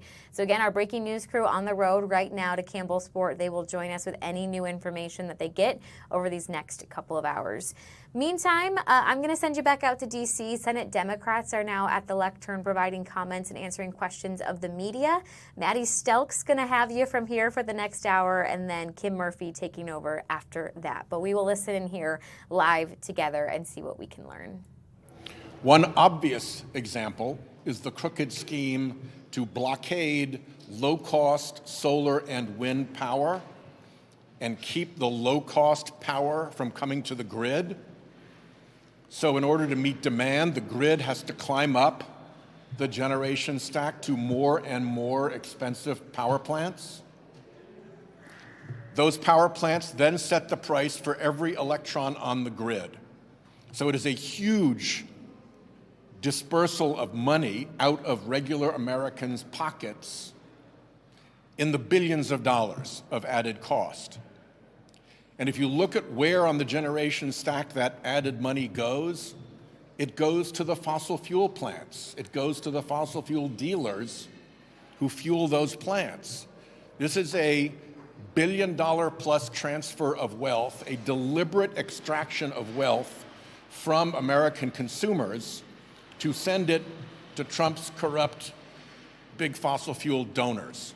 It could not be more clear, if you have the slightest understanding of how the grid works, to see this corrupt scheme in action. If you want to look at another one, look at the great climate insurance collapse that is coming, that has already landed in Florida, that has already landed in Texas, that has already landed along the Mississippi coast, that homeowners are experiencing dramatically in their lives right now. And the Trump administration cannot respond to that because it is so corrupted by fossil fuel that it can't admit that the climate risk that's causing the problem even exists. So here are two huge costs, electric bills and homeowners insurance, that are clobbering American families, and the Trump administration simply cannot be trusted on either of those issues because of corruption. And of course, I'll conclude by noting that the root cause of all this corruption is the filthy dark money that has infiltrated our politics, and that every Democrat in the Senate has voted against that dark money every chance we've had, and that every Republican in the Senate has voted to defend that dark money every single time. Thanks very much. Senator Kane. Senator Kane. Tomorrow at Dover, Delaware, 3 U.S. troops killed in the war in Iran will come home for the dignified remains ceremony. Their family members will be there. There will likely be another coming home soon, bringing to 18 the total of U.S. troops who have been killed in this war since February 28th. Hundreds have been injured. Our hearts go out to them and their families, and it's just hard to imagine what they're feeling. But one thing I know that they're asking, because this is what people ask if their husband or wife is killed in a military action, if their mom or dad is killed, if their brother or sister is killed, if their child is killed, they ask why. Why did this happen? What purpose did it serve? The 14,000 who lost their lives during the global war on terror, the 65,000 who were injured. So many of those families were Virginia. They asked why. 56,000 in Vietnam, their families asked why. And these 18, one of whom is a Virginian, Robert Marzon, a warrant officer, their families ask why. You better have an answer for that question. You better have a really good answer for that question. And as of right now, this war of choice that Donald Trump started, he cannot answer that question. Congress has definitively declared, both houses, that this war is illegal. Only we in the Constitution have that power. The president is ignoring us, even though that declaration was made by 2 Republican majority houses. And with the restarting of this war and the broadening of the war to include attack on civilian infrastructure in neighboring countries, it is widening. The families who've lost their loved ones aren't the only ones asking why. People are asking why they're paying so much more for gasoline, why farmers are having to pay so much more for fertilizer, why their lives are being made so hard. Why did Donald Trump decide now we need to widen the war? He said, we've been nice so far to Iran, threatening to escalate the war. Tell that to the parents of the children who were killed at the school in the opening days of the war. Right now, the administration is hell-bent on pursuing an illegal and foolish war and cannot answer that question that the families looking them in the eye deserve an answer for. And that's why what the leader said is right. We have got to do all we can to end this foolish, illegal, unnecessary, unproductive war. We've done what we can under the War Powers Resolution. The president is ignoring us. He can ignore the law. He can break the law. He can't change the law. Our option now, we need to move forward, continue to put folks on the record about whether they support this war or not, but our option now is to use the only tool that we have left where we have the leverage, and that's the appropriations process. We shouldn't be shoving massive increases in dollars over to the Pentagon where they're in the middle of a war that is illegal. And I'm going to do all I can to make sure that the most important thing we can do to support our troops is not allow them to be misused in the way that this president is misusing them. Thank you. Thank you. Two great senators. Thank you both very much. All right, we just heard right there from U.S. Senator Tim Kaine from Virginia talking about the three U.S. troops, or 3 U.S. soldiers who were killed in the latest attacks against Iran. We're going to take a quick break here on the Wisconsin Live Desk and take you a little bit closer to home. We're going to check in with one of our reporters, Bria Jones, right after this short break. We'll be back in 2 minutes. Stay with us.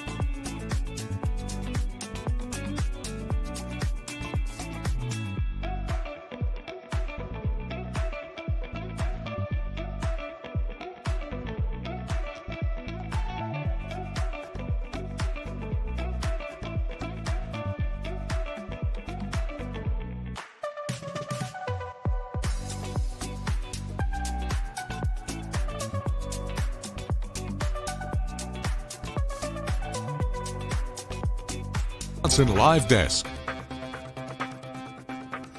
Thanks for being with us here on your Tuesday afternoon. I want to take you to some breaking news that we're following right now. This is the view of our reporter Durante Matthews. He's headed to Campbellsport right now after we learned from the Fond du Lac County Sheriff's Office that they are reopening an investigation into a 1983 disappearance of 5-year-old Bobby Joe Fritz.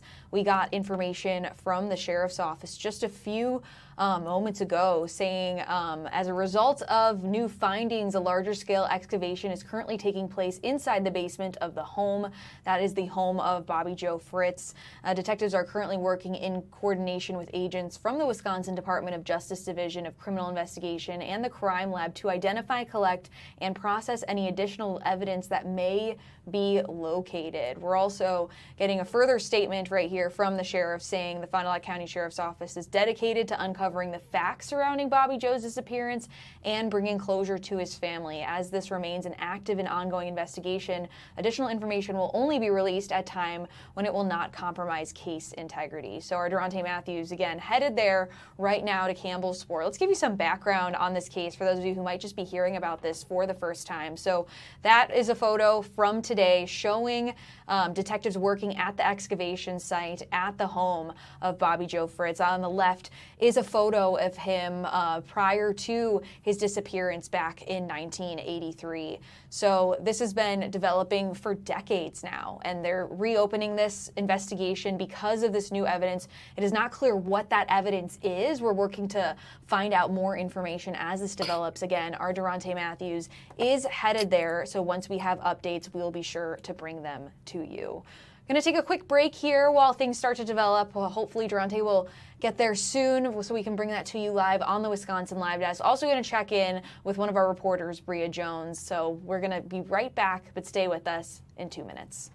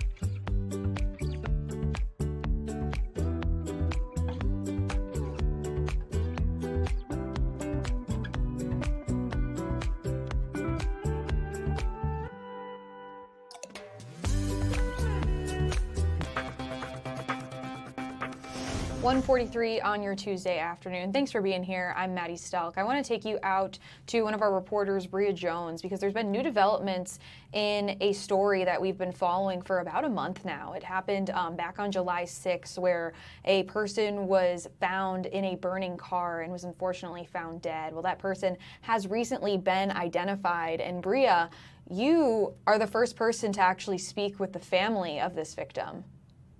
Yeah, that's right, Maddie. I just had a chance, just within the last 2 hours, we spoke with the family of 56-year-old Jansen Johnson. He has been identified by the medical examiner's office as the person who was found dead inside a burning vehicle near the intersection of 21st and Townsend. And really honing in on the interview that I had with him, it was an emotional interview. I had a chance to speak with his sister as well as his daughter, who were both very emotional. They talked about some of the struggles that he's dealt with throughout life. But for them, even in the midst of dealing with struggles such as addiction, they said they did not go very often without hearing from him. They were hearing from him on a daily basis. And so imagine this, July 6th comes and they stop hearing from him. And it was not until July 16th that his sister says she got a phone call and she realized that the 3 first numbers were from the Milwaukee Police Department. And when she called the number back, it was the homicide unit, and they would not tell her what happened. She's thinking to herself, well, I don't know anyone that is deceased. What could have happened? And so from there, she says she met with homicide detectives and they notified them that Mr. Johnson was found deceased inside of a burning vehicle. And it is important to note that that vehicle was stolen, according to Milwaukee police. And what Milwaukee police has not confirmed, that I did learn from the family, is that they were saying that homicide detectives notified them that while they were conducting the autopsy, while the ME's office was conducting the autopsy, that they had found that Mr. Johnson had been shot before he died. And so not only was he in this burning car, he was in the passenger seat of the vehicle. So all of these different details are important to note. So again, back on July 6th, there was a car fire near 21st and Townsend. The family says that before the car fire, at some point, Mr. Johnson was also shot. And so for them, they're really trying to grasp and to come to terms with, one, they thought he was just, they hadn't had any contact with him. And so for 10 days, they were wondering what was going on with him. They thought something might have happened to him, but obviously they were not thinking that he had been shot and then in a burning vehicle. And so I think even just more heartbreaking, the sister was sharing that they have a relative that lives in this neighborhood that saw the car fire, but obviously was unaware that it was a relative that was deceased inside of the vehicle. And so I have been reaching out to the Milwaukee County District Attorney's Office. We have not got any word of any charges that have been filed in connection to this case. I've also been in contact with the Milwaukee Police Department just to see if they can confirm any more details. They have not released any suspect description or information. They say they are looking for unknown suspects, but the family, for them, their state of mind, what they're believing at this point in time, that it has to have been someone that is known to the victim. And so again, our victim in this case is 56-year-old Jansen Johnson, and we'll have an exclusive interview with his family coming up on FOX6 News at 5 and 6. But again, this family now really still reeling from this tragedy. This is their first time publicly speaking about what has happened, and they're also still trying to process, because while this happened on July 6th, they were not notified until July 16th because the body obviously was burned in the car fire. And so looking at some of the records, I know that they had to use dental records to identify him. And so it took a lot for law enforcement to be able to identify the victim in this case. And from there, they reached out to the family. And so 10 days, they thought that their loved one was, just lost. They said they hadn't even been looking for him. And so obviously just a lot to grasp, going from I'm driving around Milwaukee looking for my loved one, I'm wondering where they may be, to my loved one was found deceased in a car fire. And add insult to injury, again, the car was stolen. So for them, it's like, okay, whose car was it? Because he would not have been in a stolen car. And the police notes, the police records do note that he was in the passenger side of the vehicle. And so for them, they're still trying to process this, and their big question right now is why. And so that's really kind of the message in the story. They're wondering why this happened, such a cruel way to die. Again, Milwaukee police have not confirmed this detail, but the family is saying that they were notified that Mr. Johnson was shot at some point. So the family is now believing that he was shot and then set on fire. And so they're trying to comprehend dying in such a cruel way, obviously not having had any contact with him right before he died, and then finding out that the whole time that they were looking for him, that he had been deceased in the morgue. And so really just a lot for this family to comprehend. And we're kind of reaching out. I've reached out again to the district attorney's office, to the Milwaukee Fire Department, obviously, because they're handling the fire, to see, on what level of suspicion or if they could give any nuggets or any details of why this fire may have been considered suspicious, if it has officially been deemed an arson. But again, calls and emails into Milwaukee Fire, the Milwaukee Police Department, the DA's office, really just trying to help get this family some answers, because right now they want to know why and they want to know who, and they really just want justice. And justice looks so different for all of our crime victim families, but this family, like so many others, they want justice for their loved one. They want to know really the intention behind this. Not that you can ever really make sense of some of these situations, but for them, they I won't even say closure, just because closure means so many different things to so many different people. But I know that they want justice and they want answers as to why and how this happened. And so our story with him is going to be coming up at 5 and 6 o'clock. A very emotional interview with the family of Jansen Johnson. That's the 56-year-old, again, that was killed back on July 6th. MPD has clarified or classified this rather as a homicide. So this is a homicide investigation. A deceased person was found dead. His body, Mr. Johnson, was found dead inside of a burning vehicle, and this was back on July 6th. The family was notified on July 16th, and here we are. It is July 21st, and so they are still trying to piece together what could happen, and the story is a part of that. Wow, yeah, I can't even imagine roller coaster of emotions that family has been through this past month. Of course, looking forward to hearing from them for the very first time on Fox 6 News at 5 and 6. Bria, thanks so much for joining us on the live desk. We look forward to that report later on. Wow, such a sad story. I mean, our hearts go out to that family who's just trying to figure out how this happened and why. And I mean, Bria, speaking to them for the first time, you will hear from that family coming up on Fox 6 News at 5 and 6, as Bria said. Hopefully some people who might be watching can maybe help them get some of the answers that they're looking for. We're going to take a quick break here on the Wisconsin Live Desk, but we'll be right back in 2 minutes. Stay with us.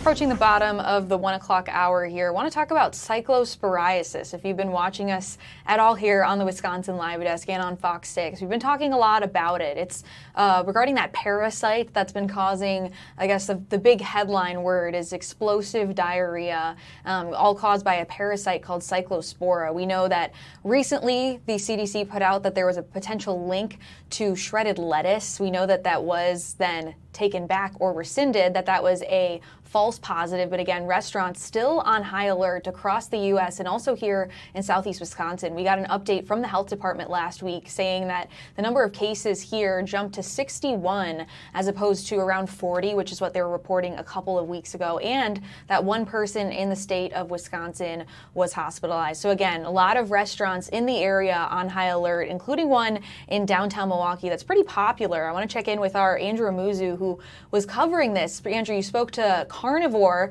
popular steakhouse there, and they were saying that they feel pretty confident that they aren't going to be affected by this outbreak. Well, that's right, Maddie, and it's mainly stems from what they've been doing. That's why they're so confident And that's sort of what I got a sneak peek into last week. Now I'm going to flip the camera here just to show. Well, I just flipped like the angle where I was looking. All right, here, right here. That's where Carnivore is. I'm sure it's a very popular spot in this area. Now this is a place where, pretty high end steakhouse place. I mean, there's a lot of them that are pretty high end. So they have a wide variety of customers, whether that's just local customers or even some high name, big name celebrities. But regardless, they say their focus right now, especially during this time with the virus going around and the cyclosporiasis and all of that, even the concerns that come with it, they say right now their focus is to make sure that their food is not only plate ready, as I've been saying all morning long in taste, but also plate ready in safety as well. They have a 52-page document, and they created that in 2020. It was in partnership with the Medical College of Wisconsin. Now, of course, 2020, during that time, everyone's thinking about, okay, how is my food being handled? Whether that's inside the kitchen or even outside of the kitchen. What are the sanitation requirements? What are those guidelines, even when there's dining in options? What does that look like? What about pickup? What about certain materials or, whether it's plastic? All of these different things is all in that 52-page document. But a lot of it is highlighting strict sanitation guidelines and ways to handle a lot of that fresh produce as well. And so they're using that same thing for this situation. It was, of course, created during a pandemic. But of course, if it's created during a pandemic and it's addressing all of those concerns, then they say it is built for any type of recall that they might have. And they're saying that they're staying updated with their local food vendors as well. They rely heavily on that. They also mentioned that they rely on even local farmers as well, as far as getting their produce from. And they say that might be a positive, especially with what we're hearing about where other types of lettuce might come from, especially in those southern states as well. And so there's just a variety of things and reasons why they feel so confident. But it's that 52-page document that they believe is really making a difference and making sure customers are reassured that their food is safe. I have a lot of questions for you, Andrew, but we seem to be having a bit of audio issues. So this is going to be a great tease. I'm going to send us to break. We're going to work through Andrew's audio issues a little bit, but then got some questions for you. We'll be right back in 2 minutes. Stay with us.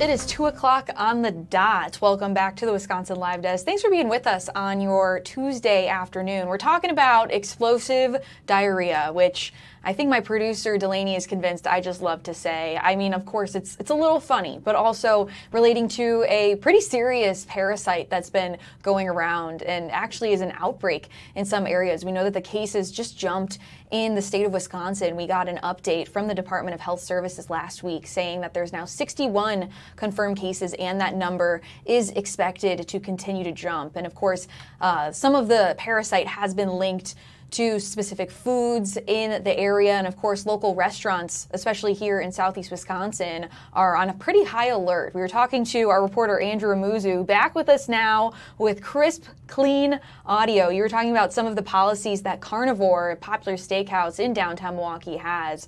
I'll kind of let you wrap up here, and then I got a few questions.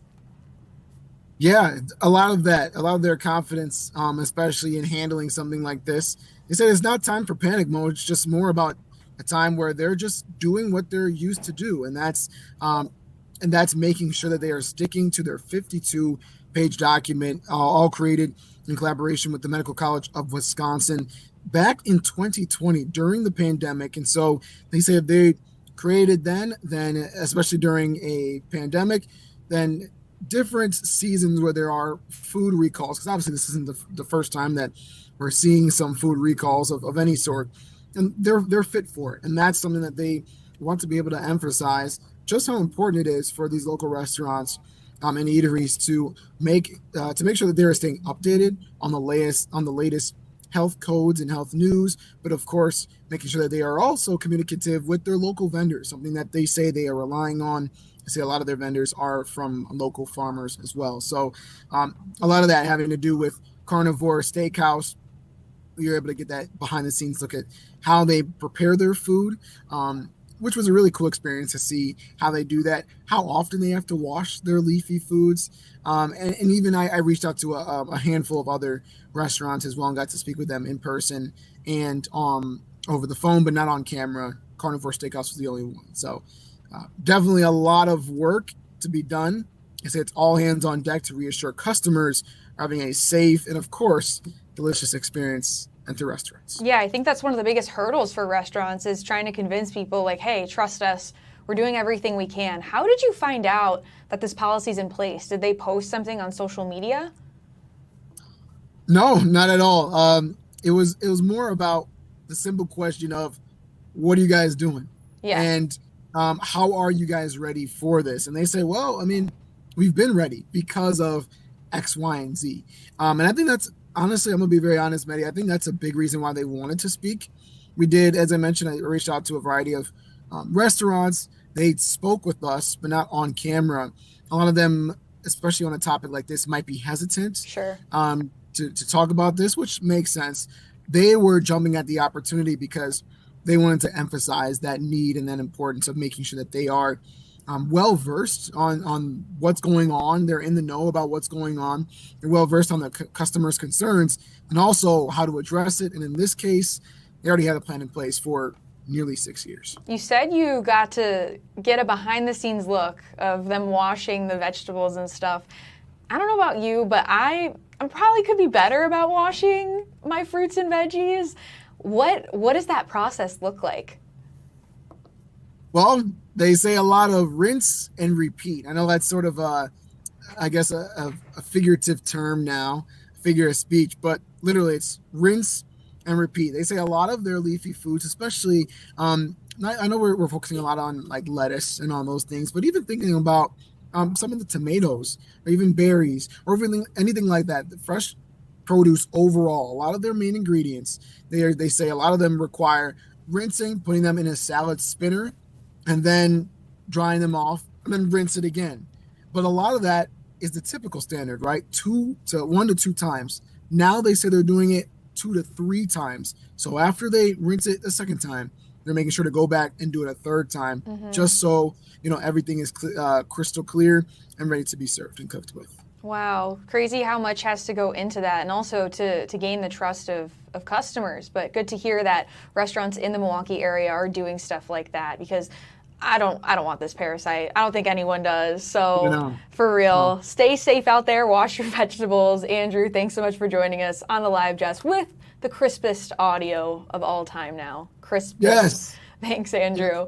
All right, yeah, pretty cool there. I mean, I know carnivore is a really popular spot. So, and as Andrew was saying too, it's now kind of the battle for restaurants to prove to customers and keep their loyalty. Of course, we do know that the outbreak, or rather the cases in southeast Wisconsin, are nowhere near some of the actual outbreaks that have been declared in places like Michigan, where they're seeing thousands of cases. But again, the State Department of Health Services said they do expect that number to go up, and also that those are just the cases being reported to them. I'm sure there's a lot of people at home maybe sitting on the toilet, not thinking that they have it, but they do. We've spoken with many doctors here on the live desk the past few weeks, kind of talking about that as well. So if you want a full recap of those and more tips on how to stay safe, you can go to our website, fox6now.com. I have an interview with actually a couple doctors. We've spoken with people from Freighter, UW Health, all the places to give you your tips to keep you safe.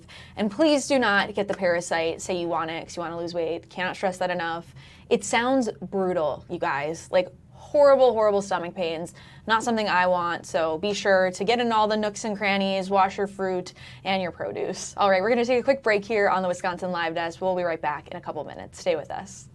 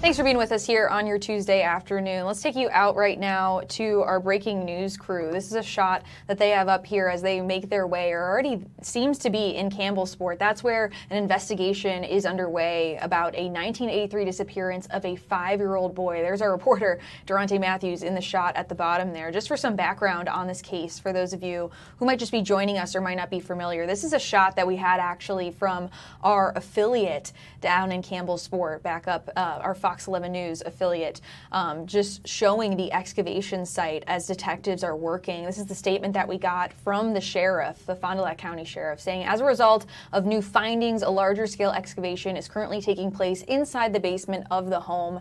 Detectives are currently working in coordination with agents from the Wisconsin Department of Justice Division of Criminal Investigation and the Crime Lab to identify, collect, and process any additional evidence that may be located. Here's a photo actually of Bobby Joe, who is part of this investigation right before his disappearance when he was 5 years old. Of course, that was decades ago. So if he was still alive, which is what the sheriff's office is investigating, is he would obviously be much, much older now. But again, the sheriff goes on to say the Fond du Lac County Sheriff's Office is dedicated to uncovering the facts surrounding Bobby Joe's disappearance and bringing closure to his family. As this remains an active and ongoing investigation, additional information will only be released at a time when it will not compromise case integrity. So not a lot of details that we know. We don't know what new information sparked this reinvestigation and also the excavation that they're working on at his home. So this is another live look right now in Campbellsport. We do see a sheriff vehicle parked outside the home right now as the excavation is still underway. We're hoping to check in with our Durante Matthews in just a little bit now. So hopefully we can bring you that and any updates as soon as we get them. We do have calls into the sheriff's office, of course, to try and see if we can get any more information. But right now we do know that there is some sort of new evidence or tip related to this case decades later that is reigniting this investigation into the 1983 disappearance of Bobby Joe Fritz. I want to take you out right now where Secretary Hegseth and others are testifying on a funding request from President Donald Trump. Let's take you there now as that is underway.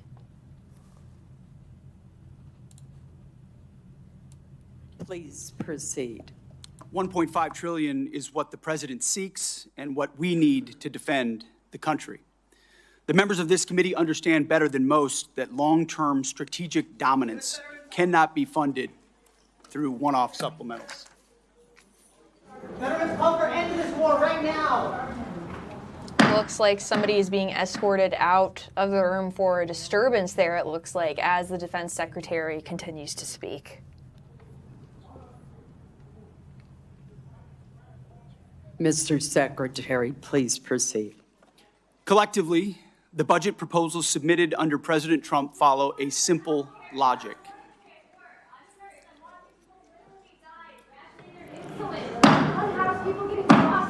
I would ask that the Capitol Police, whose professionalism... Looks like another person now being escorted. This is getting pretty heated right now as Defense Secretary Hegseth is on the stand right now testifying about Trump's funding request. Two people now we've seen on camera getting escorted out. A generational investment to deliver on peace through strength. We know the best way to create peace is to prepare for war, to deter it. And that's exactly what the Department of War is doing, building a force so capable that it would be absurd for anyone to challenge it. As the direct result of neglected priorities and gross negligence that ignored threats left over from the previous administration, President Trump inherited a set of global and domestic crises, deferred maintenance almost across the board. Instead of steering the ship through gathering storms, former leaders let our military languish through social experiments and globalist appeasement, sheer weakness. Under President Trump, we have built a different type of department. The Pentagon is no longer run by bureaucrats. Instead, it's led by combat-tested veterans and world-class business leaders who are running the department like a business, and tech titans who are bringing lethal innovation to the battlefield. We're also at a different moment, and we cannot afford inaction. If we don't make critical investments right now in tech, in compute, in AI, in autonomy, in space, our adversaries who are already making these types of investments could outpace us. Without these funds, we face critical shortfalls that threaten our ability to also simply pay our service members, rapidly replenish equipment and munitions, and sustain vital operations without disruption. This supplemental request serves two purposes: sustain our military readiness to meet this year's new demands, and accelerate critical capabilities to replace and augment those we have used in contingencies. But make no mistake, this is not a one-for-one replacement. We are upgrading and we are modernizing across the force. On the readiness front, we requested $21 billion. This will fund military pay, replace much of the equipment utilized during recent operations, sustain forward-deployed forces, and grow personnel and strength while stabilizing mission-critical fueled shortfalls and supporting the National Guard. On the capabilities side, we requested $46 billion. These funds will expand production lines and accelerate delivery of high-demand munitions. We're talking about solid rocket motors, JDAMs, hypersonics, and counter-drone capabilities. Additionally, we will use this investment to secure digital and space dominance, including resilient satellite networks. Department leadership recognizes that appropriating those funds is just the first step. Once funds are appropriated, or apportioned, to the department, we need to promptly execute on them, and that's why we're requesting targeted legislative authorities, like transfer authority, to prioritize our greatest needs and opportunities, multi-year procurement for weapon systems, revolutionizing the speed and scale of munitions procurement, and New START authorities. Rest assured that every dollar appropriated to the Department of War will be focused on building the lethality of our joint force and reinforcing peace through strength. As I have said before, not fully funding this department, the Department of War, and we know what that means, that means $1.5 trillion, given the world that we live in and the disaster of what the Biden administration budgets gave us. Not funding this department at $1.5 trillion, I believe, is the greatest threat that our nation faces. Either we invest in our warriors at this moment of step change on the battlefield and growing threats, or this is all just talk. I look forward to working with this committee to secure those funds so that our warfighters can continue to do their work every day to keep our great republic safe. Thank you very much. All right, that's Defense Secretary Pete Hegseth testifying there about a $95 million budget package funded by Republicans there being pushed there. Now, we're seeing the Senate, they are hearing Pete Hegseth as he's testifying right now. And of course, tensions remaining high as the war with Iran continues, with renewed strikes and also the deaths of 3 U.S. soldiers following those new strikes against Iran. We're also seeing the effect back here at home with gas prices. We know that we just reached a national average for regular gas of $4 per gallon. We're going to take you back out to that hearing and check in on some of more of our local news when we take a quick break. But before we do that, I always do that, and then I think of something that I want to leave you guys with. So I want to give you a live look right now. This is in Campbellsport. This is at the home where the Fond du Lac County Sheriff's Office is investigating a 1983 disappearance of 5-year-old Bobby Joe Fritz. They just reopened the investigation here as detectives work at an excavation site in the backyard. You can't see it right here on camera. Our Durante Matthews and our photojournalist are actually working our way back there to try to get us a better view. But this is what we were looking at earlier from our affiliate station out there, just showing as detectives are working. We see a tent is up as they're in their white suits, working and excavating after following new information that the sheriff's office says they were given about this case, causing that to reopen. And we actually did just get that shot, so I'm going to bring that to you right now as I get that in a monitor for you guys to take a look at. So let's look right here now at the shot that just popped up right now as this continues and gets underway right now. So this is what we know. We know from the Fond du Lac County Sheriff, he says, as a result of new findings, a larger scale excavation is currently taking place inside the basement of the home. Now, we can't see that basement on camera right now. What we're seeing is what appears to be the back part of the home behind the backyard. So when we take a look at both of the shots that we have here, I'm going to get this other one up for us as we can see. So this is the home that we see right there of Bobby Joe Fritz, Robert Fritz more, but he went by Bobby. Again, he was disappeared in 1983 when he was just 5 years old. So this is now decades later. And then this is the shot that we have showing more of the process of what detectives and investigators are looking into right now. Looks like they may be taking the stuff from the basement and then bringing them to this excavation site as they go through and collect more evidence. But again, we know that new information in the case prompted this search to kind of be reopened. We do not know what exactly that information is. The sheriff's office goes on to say that they're dedicated to uncovering the facts surrounding Bobby Joe's disappearance and bringing closure to his family. And then it goes on to say, as this remains an active and ongoing investigation, additional information will only be released at a time when it will not compromise case integrity.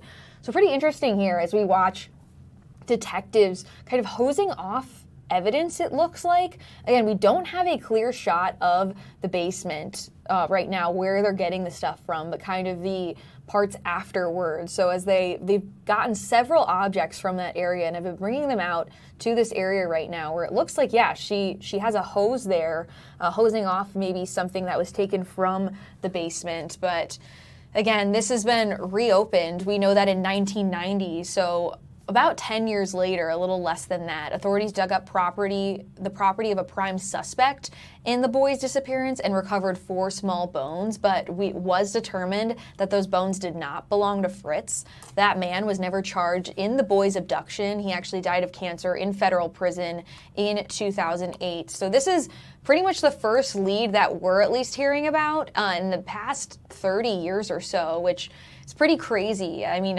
we've been messaging back and forth with one of our reporters, Jason Calvi, just being like, this is wild that we're now getting this now decades later, a possible new lead in this case as we watch detectives bring in evidence from the basement, potential evidence or objects, hose them off to be sent, for further investigation. So this case is now active again as they look into this as well. So this is the first that we're hearing about this in years, that there's this new information. We're waiting to get more details from the sheriff's office that hopefully can be released soon as this investigation continues here in Campbellsport. We're going to take a quick break here on the Wisconsin Live Desk, hopefully check in with our reporter Durante Matthews, who's there right now, see what he's kind of been seeing to get some more insight and some more eyes on this. But for now, we'll be right back in 2 minutes. Stay with us.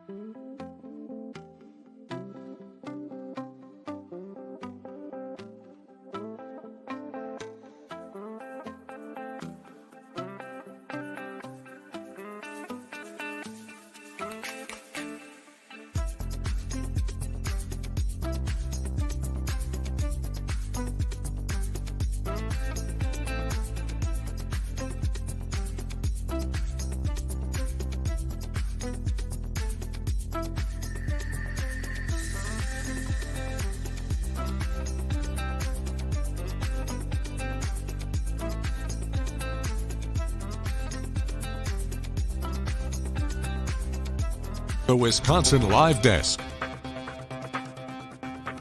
Thanks for being with us on your Tuesday afternoon. You got me for a few more minutes here on the Wisconsin Live Desk until we have, is it Ted Perry taking over, Delaney? Kim Murphy. Kim Murphy, what a treat, taking over here on the Live Desk. I want to take you back out to Campbellsport right now, where that investigation has been kind of reopened here related to a 1983 disappearance of a 5-year-old boy. You might be familiar with this case. This is about Bobby Joe Fritz. I want to put up a photo of him for those of you.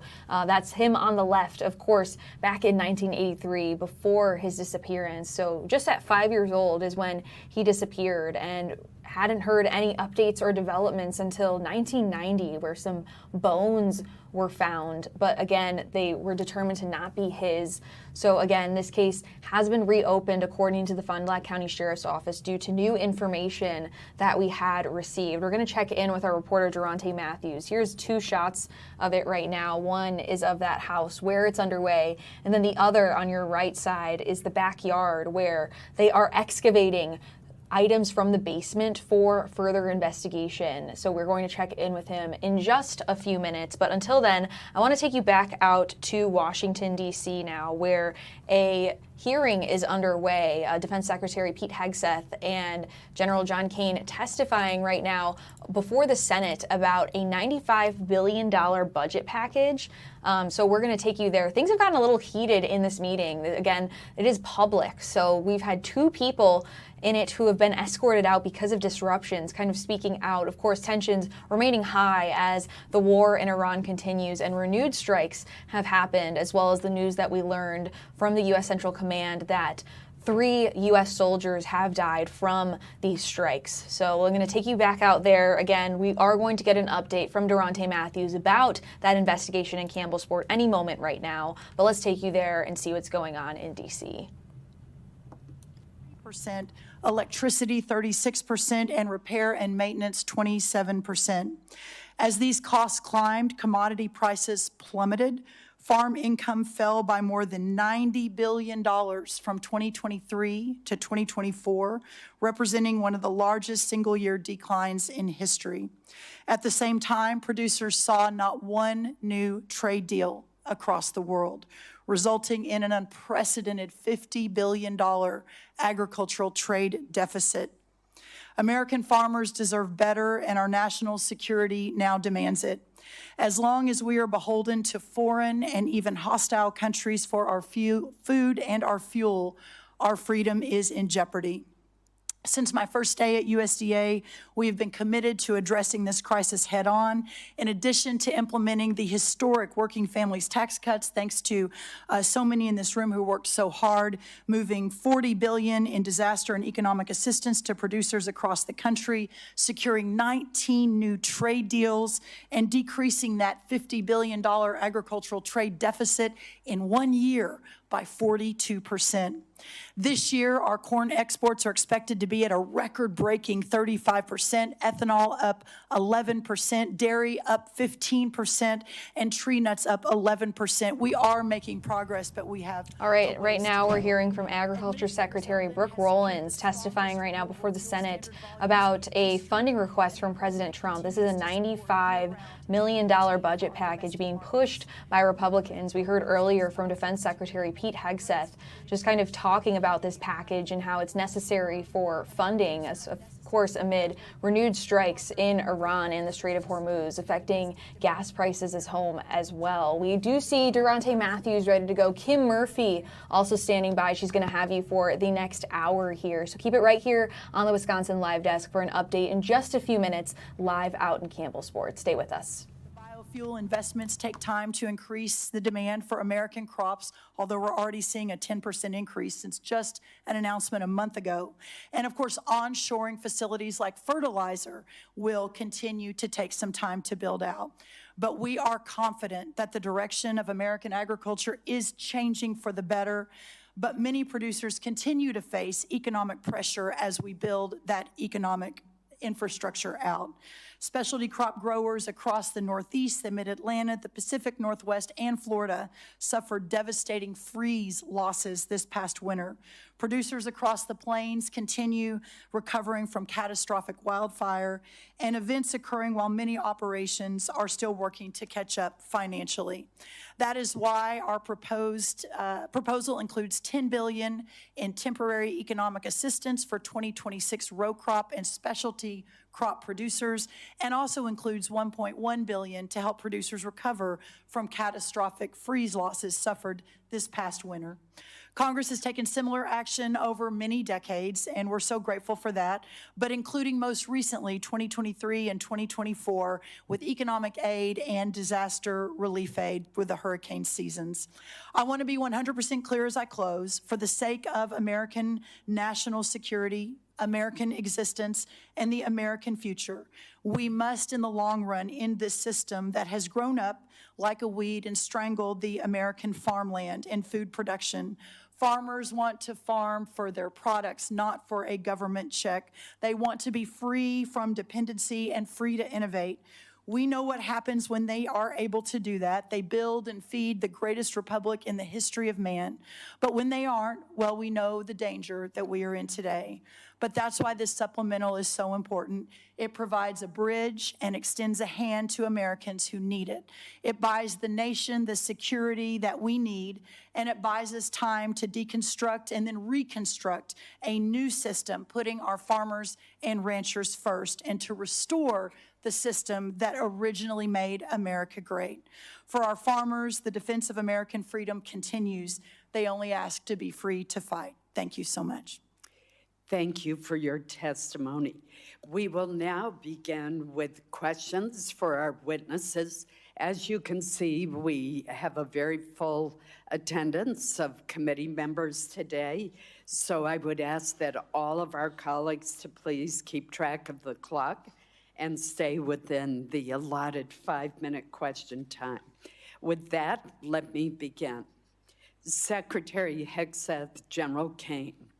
Members on both sides of the aisle have questions about the authorization strategy, objectives, and conduct of operations in the Middle East. Regardless of our differing views, the fact remains that there are must-pay bills and urgent requirements facing the department that affect the ability of our military to deter and defend against potential aggression worldwide. Portions of the supplemental request go toward paying these bills and are necessary to restore readiness, repair, or replace battle damage to aircraft, ships, or bases, and address urgent munitions challenges.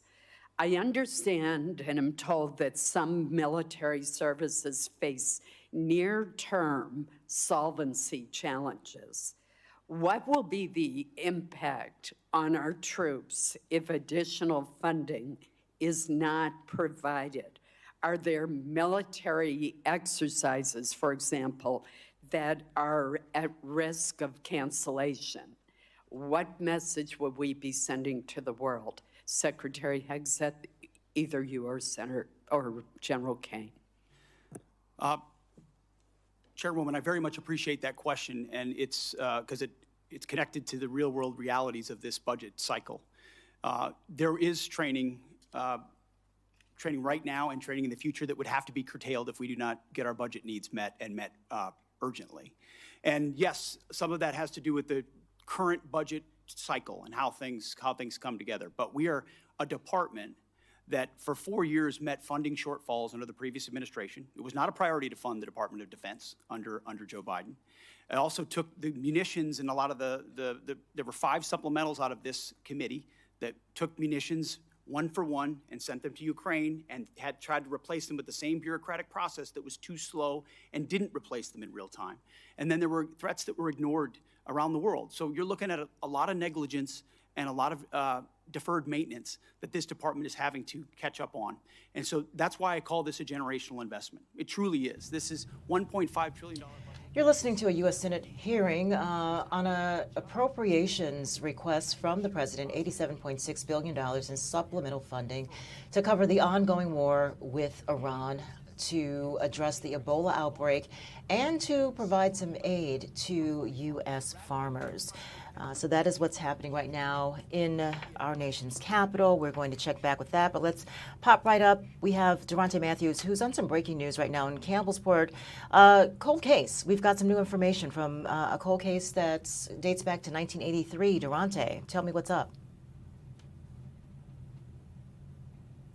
Two different scenes that are going on here near River in Maine right now, and it's all related again to that 43-year-old cold case of a 5-year-old boy, Robert Fritz, Bobby J was his nickname, who disappeared back in 1983. So what's going on here today is it looks like crews are really wrapping up, but they've been focusing a lot of their attention on this bluish gray house right across the street. We've heard a lot of machinery going on in the backyard of it. Police say they were excavating the basement of the home where Bobby J lived back in 1983 before he vanished. Now, this is all because of a search warrant. Detectives searched the home last week and found potential evidence that led them back here today to excavate that basement. So they've been over there for a couple of hours, and I kind of want to show you where they've been taking things. So we've seen folks going from the back of that house right around here to the back of this fire station, and they've been wearing protective equipment, which looks like hazmat suits, and they've been taking things in buckets, and they've set up a tent behind this firehouse right here, where it looks like they've been processing a lot of what they found in that home. So they've been bringing it over here and sort of going back and forth. And that's sort of what they've been doing just for the past couple of hours out here. Again, all related to the disappearance of a 5-year-old Bobby Fritz. Now, we have not had the opportunity to speak with law enforcement to see what exactly was found. They're keeping a lot of that information under wraps right now, and they've actually said they're not releasing information that will compromise this investigation. But this looks to be a big development in a case, that happened 43 years ago. So right now, we're still working to see what have they actually found. And actually, a big question I have is, what evidence did they find last week that even led them back here today? So this is all things that we're working to figure out for you guys. Durante, got a question. What is the status of the house? Are there people living there? Is it the same family living there? So I can actually show you again what the home looks like. Compared to all the other homes in this area, this one looks the more sort of run down, if you will, or not as kept up as the other ones. So we're not sure if anyone lives here, but we did have a photographer out here earlier who mentioned he saw a cat in that window, and I think I can see a cat in the window right now. So I'm not sure if there are actually people in there. I can't imagine the cat's in there by itself, but we haven't seen any actually humans in or out of this home, and we haven't seen any cars parked around here that will lead us to believe someone is inside, at least at this moment. And I just popped up a statement from the Fond du Lac County Sheriff saying that the Sheriff's Office is dedicated to uncovering the facts surrounding Bobby Joe's disappearance and bringing closure to his family as this remains an active and ongoing investigation. Additional information will only be released at a time when it is not compromising to the case or its integrity. And so that's a very big part of why we can't answer questions that you may have as you're watching. But anytime that there is renewed attention to a cold case, I know investigators hope that that will urge someone to come forward with information that maybe they just remembered or maybe have been holding on to.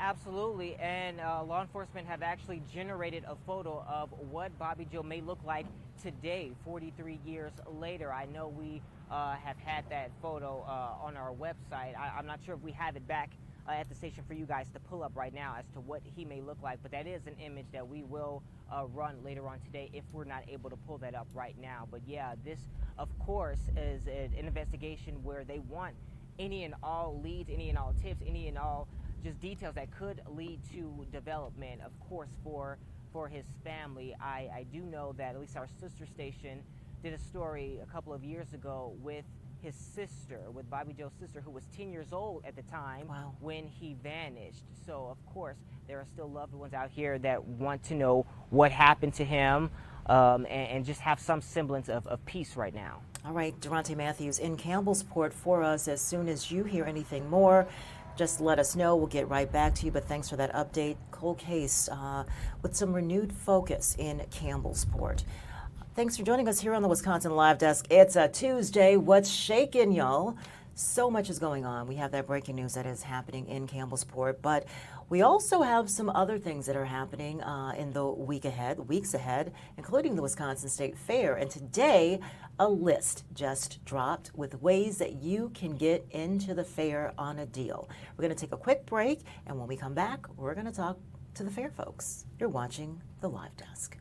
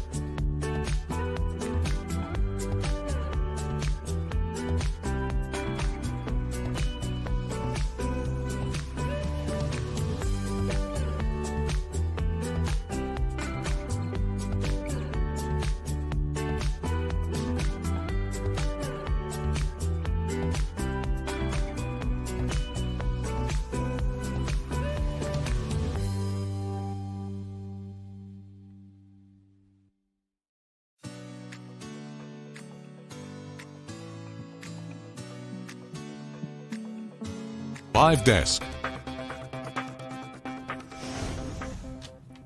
Don't mind me, I'm just playing with the joystick. Don't ever do that. All right, welcome back to the Wisconsin Live Desk, where we do it all. We press the buttons to bring up the interviews, we adjust the volume, we're talking, we're sharing everything as it happens, and that's why it is the Live Desk.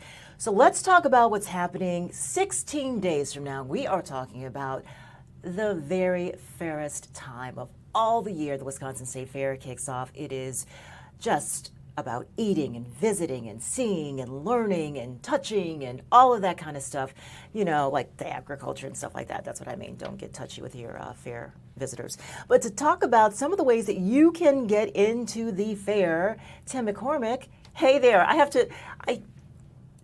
to remember the things that I'm thinking in my head actually are coming out. So when I'm like touching, like I'm thinking of like picking up the chickens and stuff like that, like not. And then I remember, there's some creeps out there. So anyway, hey, Tim, what's up? How are you? Thank you so much for having us. Oh, I love to have you. You are just so fun. You always bring some great news. And today you dropped a very exclusive list of ways that folks can get into the fair on a deal. Yes, like I've been saying, this is a great way to fight that funflation that's been taking the country by storm. We have great discounts thanks to our partners and sponsors. Great ways to get into State Fair at a discounted rate. And then obviously with those partners and sponsors, they want to celebrate 175 years of the Wisconsin State Fair with you. So they've got great activations taking place all throughout the Fairgrounds Park. So let's talk about day one, August 6th. We can thank the pig. Yes. So yeah, as you said, 16 days away, doing the math in a different way, 2 weeks and 2 days. I can't believe we're that close to it. But yeah, Piggly Wiggly, $5 a day, benefiting Hunger Task Force. We are very blessed to be working with Hunger Task Force again, thanks to that partnership with Piggly Wiggly, with Hunger Task Force. You can get the opportunity to get into State Fair for just $5, $5 on opening day. Donate 2 non-perishable items or make a cash donation to the Hunger Task Force outside of any State Fair admission entrance, and you can receive that voucher to purchase admission for just $5, and that runs just on that opening day, Thursday, August 6th, from 10 a.m. to 4 p.m. And then if you miss Thursday, there's something for you on Friday. I like to say this is even the fibs, and when I'm talking about fibs, that is our friendly Illinois brethren, right? That's what yes. Yes, exactly right. That's who they are. Thanks to Travel Wisconsin, we have Celebrate Wisconsin Day. That promotion runs on Friday, August 7th from 10 a.m. to 6 p.m. You can explore State Fair with family and friends, make some great memories. If you bring your out-of-state ID to the ticket window, you can get 2 adult admission tickets for just $20, which is a $20 savings. Again, Friday, August 7th from 10 to 6. And then you can visit the Travel Wisconsin tourism booth in the new Wisconsin building, the newly renamed Wisconsin building, for more travel tips and ideas on how to explore the Great Badger State. Okay, so then let's skip ahead to Sunday, and we always appreciate our military, but this is something very special that the fair does. Loving this, a great promotion, a way to say thanks to all those veterans, military personnel, and their families.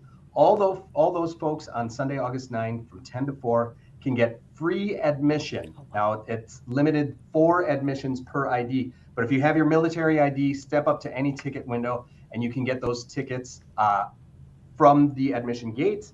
As well, our friends at Network Health have a community page. You can find that by visiting wistatefair.com, and those members can purchase discounted tickets on that website there. Okay, before we get to Monday's promotion, let's backtrack a little bit. All of these days are made possible because of your relationships with corporations in the community, in the state. We cannot thank them enough.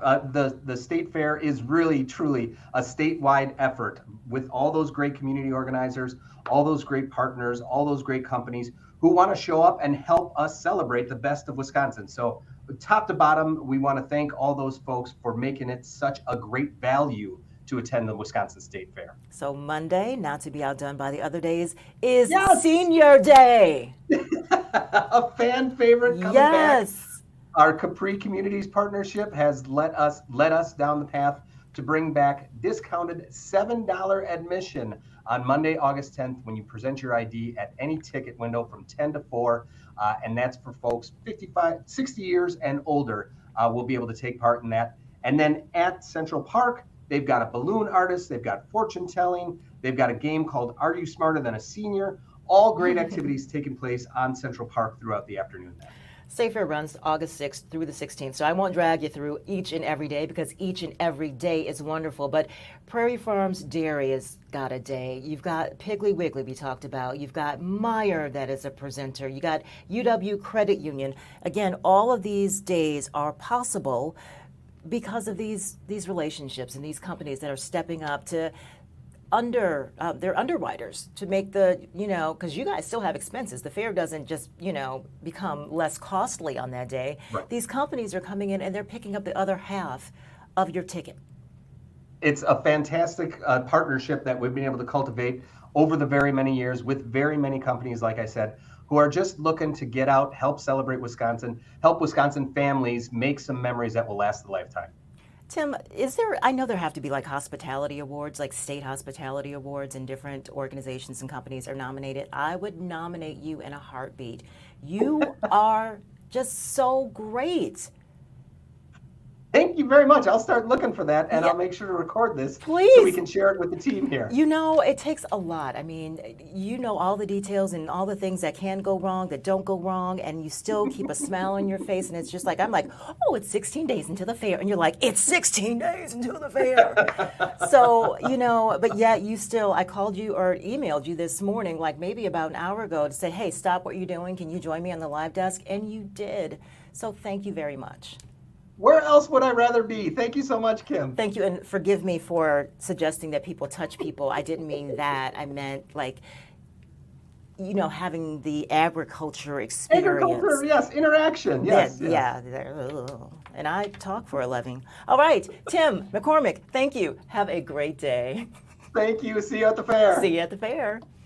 I love Tim McCormick. I'm straight up serious. It takes so much coordination and planning, and just they're welcoming thousands of people to their home, to their backyard, to our backyard, and it always goes off without a hitch. And on top of that, they work to make sure that there are ways that people can get in, because we know everything is more expensive these days, but yet and still the fair is able to offer a deal each and every day. That's amazing. And then don't forget, Fox 6, we want to do a little something for you.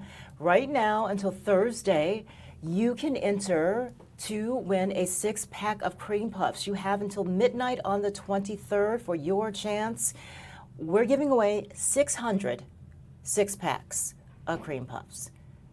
If you are chosen, if you are randomly selected, because we get so many entries and we're so thankful for that, but if you are one of the lucky 600, you will receive an email that will have information on how you can, turn that voucher into cream puffs. And it's also, we help the state fair, we'd like to think, because it's their test run.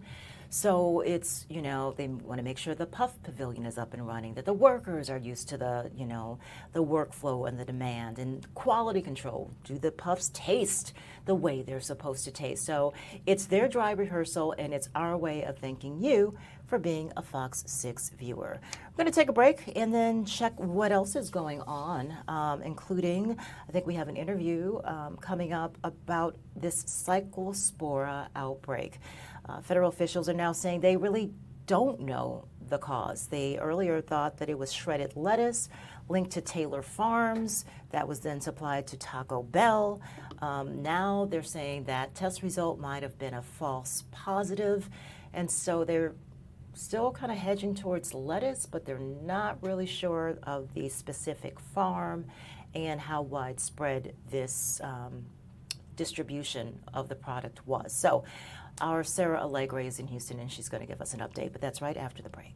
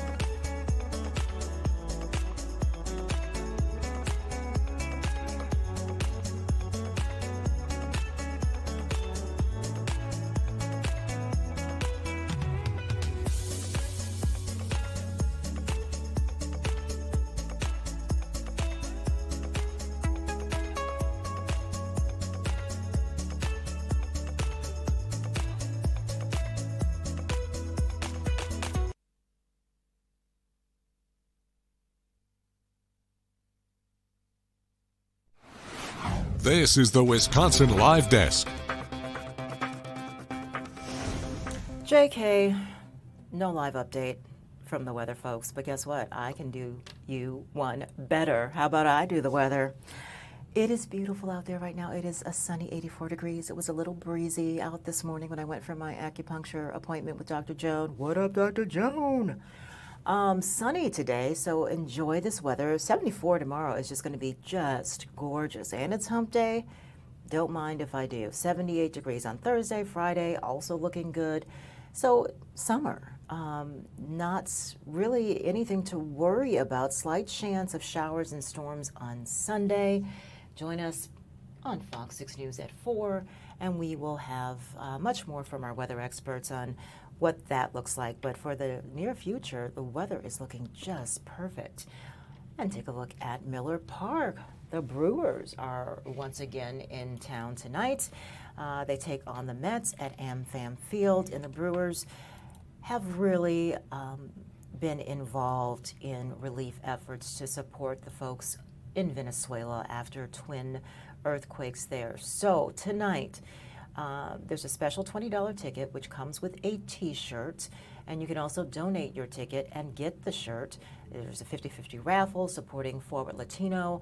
All of these efforts that the Brewers have been involved with to get supplies to Venezuela, and it's really incredible. I was reading an article this morning, actually, of just so sad, two brothers all this time have been searching for their family who they lost in the earthquakes, but they were not able to get to their bodies. And so these two young men by themselves have been digging with just the very basic of, we're talking spoons and just like handles and things like that, to get to their relatives. There was a grandmother, there was a mother, there was a brother, and the two of them by themselves got to their loved ones to recover their remains. And so just stories like that just kind of just really break your heart. The earthquakes happened back in June, but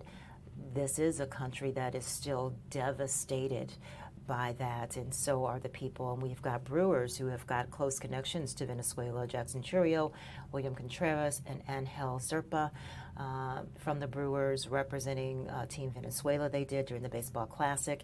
And so they have led efforts with Forward Latino, which is a nonprofit, and Blessed Sacrament Catholic Church. They collected non-perishable goods, medical supplies, basic necessities for survivors, just in honor of their country, Venezuela. So again, tonight, if you are heading to the Brewers game, Unidos por Venezuela night. That's United for Venezuela. And the special ticket comes with a t-shirt, and you can also donate your ticket and get the shirt, or you can be a part of the 50-50 raffle, which is supporting Forward Latino. So that's just something for you to think about as, you may not be able to go to the game, but know that there are efforts, Blessed Sacrament Catholic Church, like I said, and Forward Latino, which are still very much involved in trying to help Venezuela. We're going to pop back in now to what is happening, this Appropriations Committee Senate meeting. The president is asking for money to continue the war with Iran, also to address the Ebola outbreak. And this package would also provide some relief for farmers who are hurting because of a number of things, tariffs being one of them. So let's listen in to some of that testimony.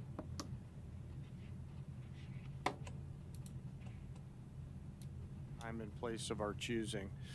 There is no doubt that they are aligning, as I've said before.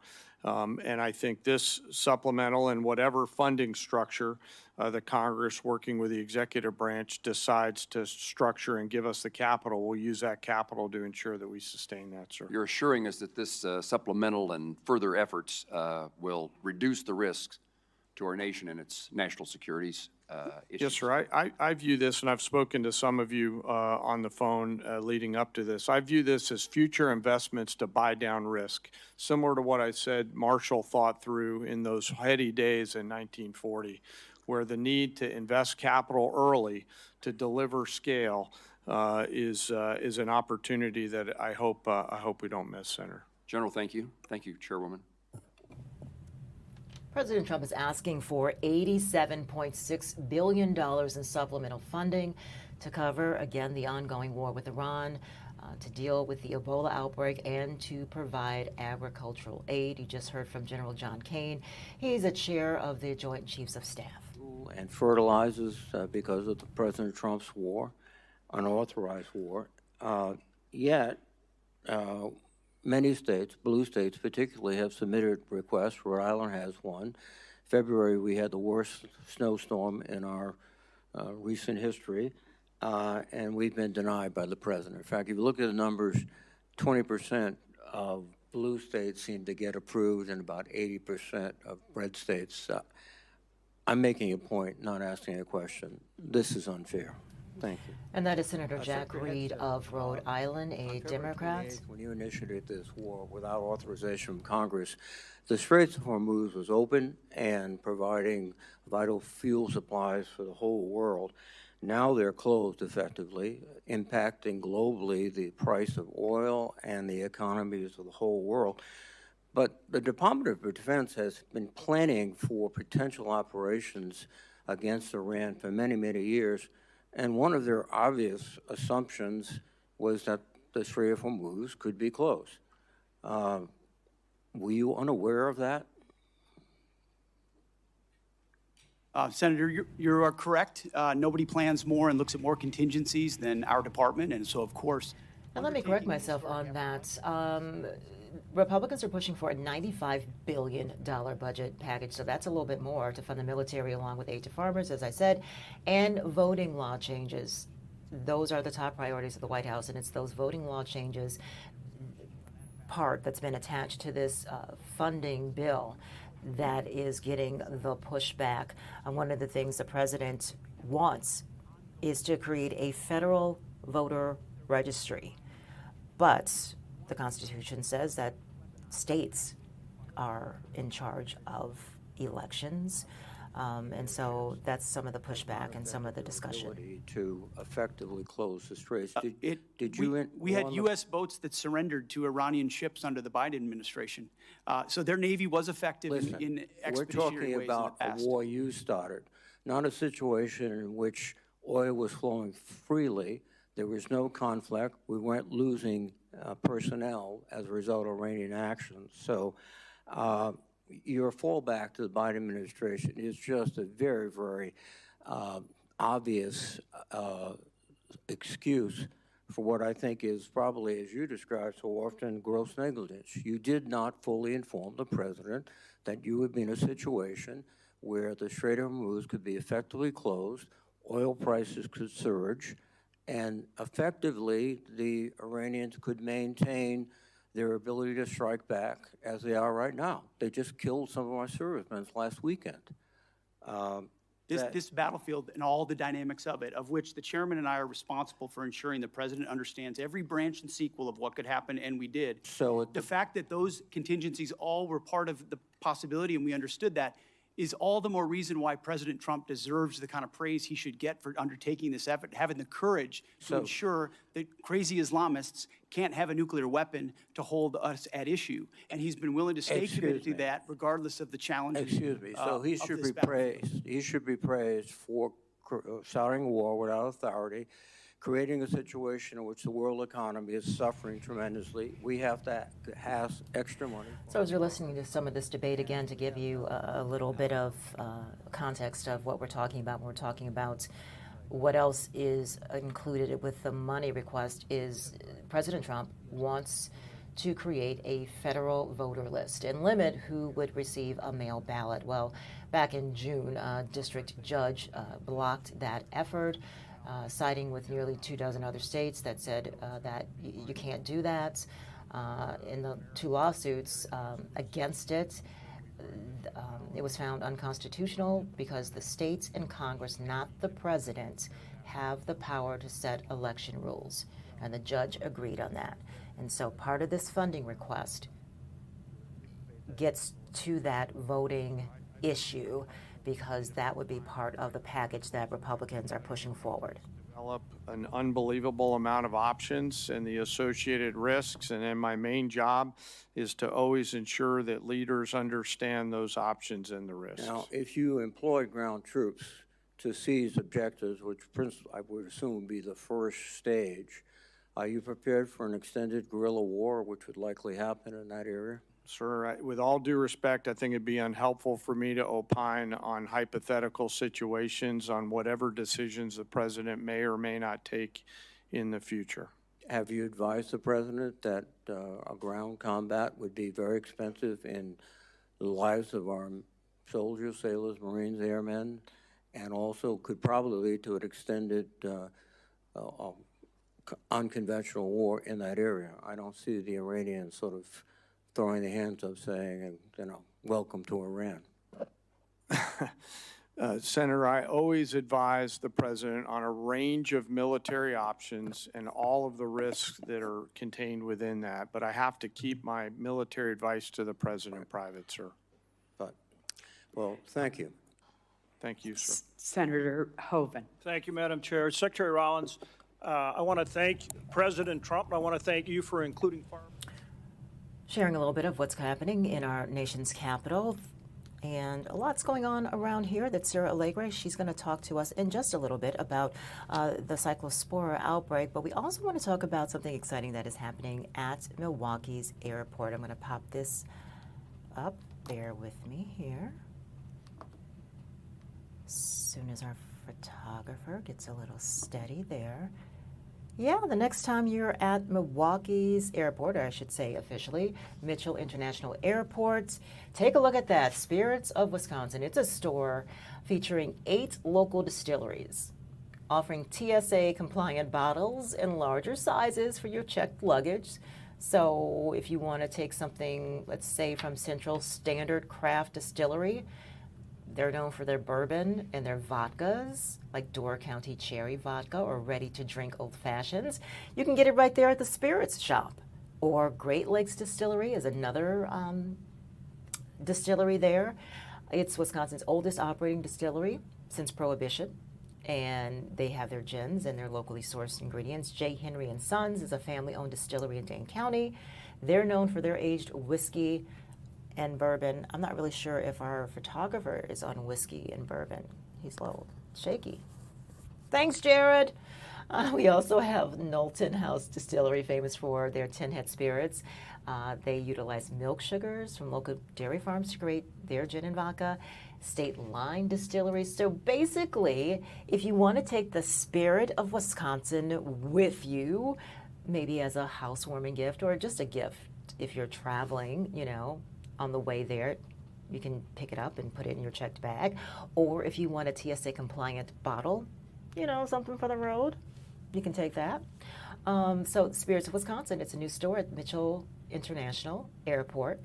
8 local distilleries there. They've got not only the booze, they sell locally branded chocolates, glassware, apparel. So it's pretty cool. It's the Spirits of Wisconsin and the Spirit of Wisconsin.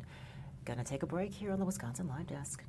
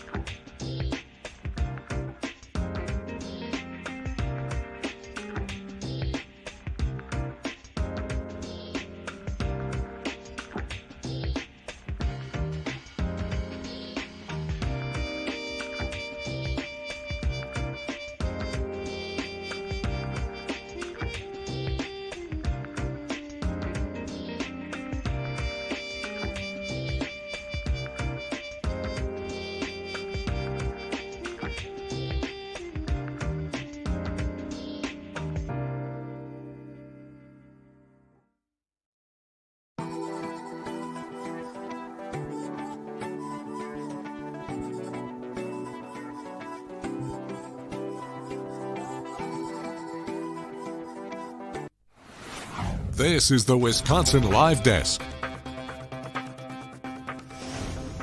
Hey there. The next time you are down towards the airport, maybe just stop to check out this. It's a new shop. It's the Spirits of Wisconsin. We were telling you it is a dedicated space in the main terminal, and it features locally sourced craft spirits from 8 of our top distilleries. So, you know, we are known for our brandy old fashions. Well, guess what? They've got a travel size that's TSA compliant. You can stop there, pick it up, maybe a couple of them. You take them to where you're going and bring a part of Wisconsin with you. So quite an honor. Some of these distilleries, you know, I, of course, am familiar with, Great Lakes Distillery, but there are some others. Dancing Goat Distillery, they are highly regarded for their rye whiskeys and craft spirits. And J. Henry & Sons, locally grown Wisconsin bourbon. Didn't know Wisconsin was into the bourbon game like that, you know. We know all about the beer, but I didn't know we also were pretty good with the bourbon. So, yeah, the next time you fly out of Mitchell, you might see that, something a little bit different. How's it going on this Tuesday for you? Me, not too bad.